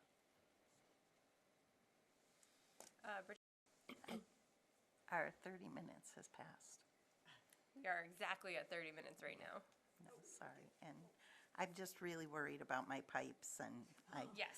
yeah, The pipes are calling. yeah. And I'm not gonna, I wouldn't vote on a range of that range tonight. I think I'm with a lot of other people who aren't quite ready for that step. I think the range is about helping to have the next conversation. It's not about what it would actually look like. But I wouldn't start, I mean, I could get into all the specifics, but I don't want to do that because Fair. I'm very tired. I've just been up all night. Okay. Let's see. I lost it. I move to extend the meeting by 30 minutes, even though I don't actually want to move. I want it to be like 5 minutes. Second. That was Tim. Yeah.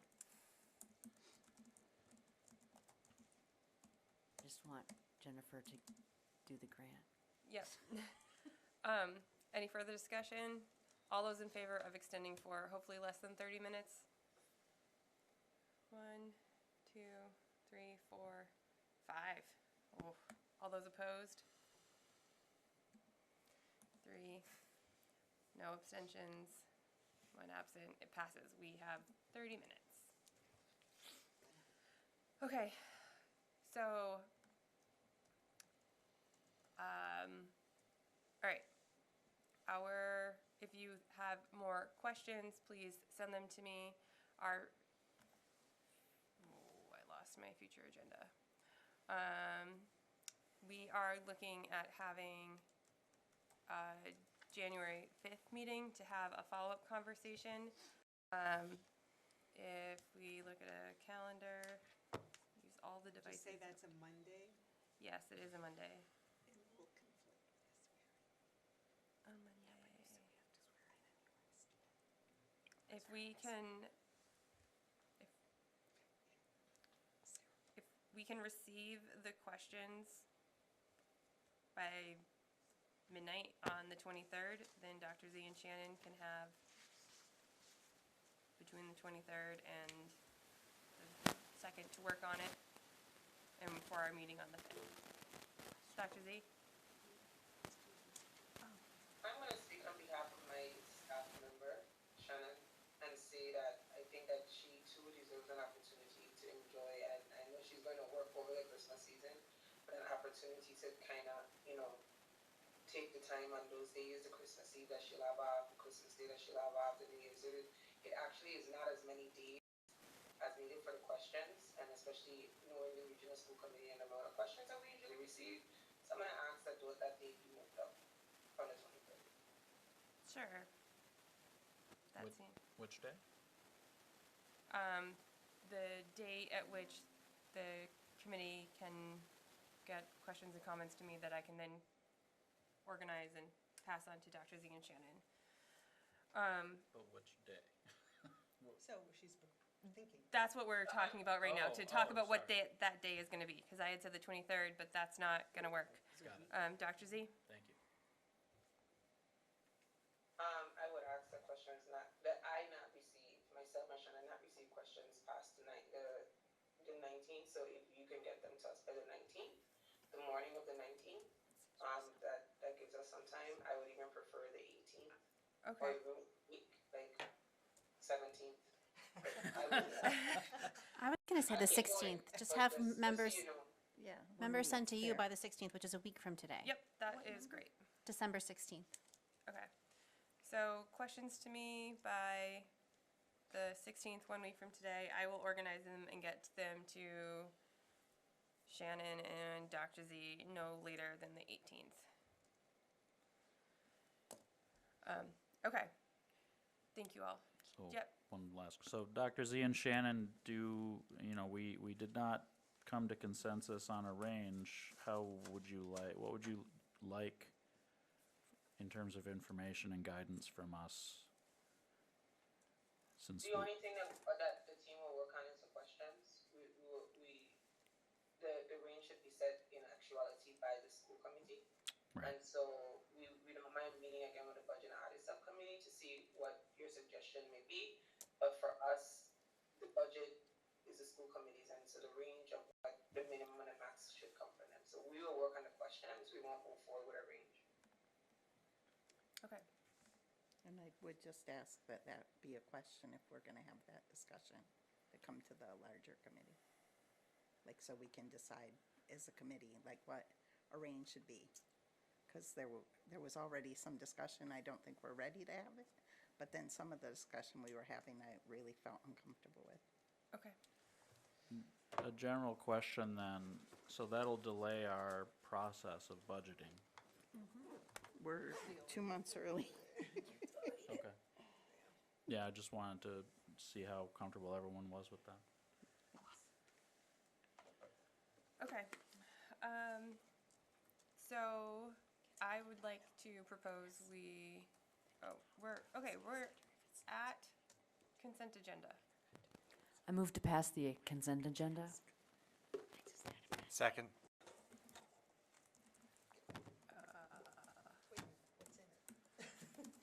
It is minutes from the 25th. Which was an executive session. No, there's two, but I can't see them. Only one was. There were a whole bunch of Two executive open sessions were the there's minutes. 2 open sessions. There's only one posted. Only one posted. There are two, So- but one of them is a link that is, yeah, Oh. I ask Sarah Bess. It's better that way. Okay, so if you are logged in your board docs and there are 2 meetings that happened on the November 25th. One is a link that takes you right back to the meeting as part of how board docs works. And the second one is because there were 2 and you can only link one meeting at a time. So they are both in there.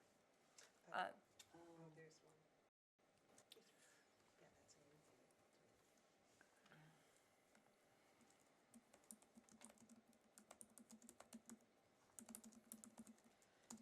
Is there anything anyone would like pulled out of the consent agenda? All those in favor of approving the consent agenda? Perfect. It is unanimous. All right. Jennifer. I move we adjourn. Thank goodness. Second, Tim. All those in favor of adjourning? We are adjourned. Yay. Thank you all.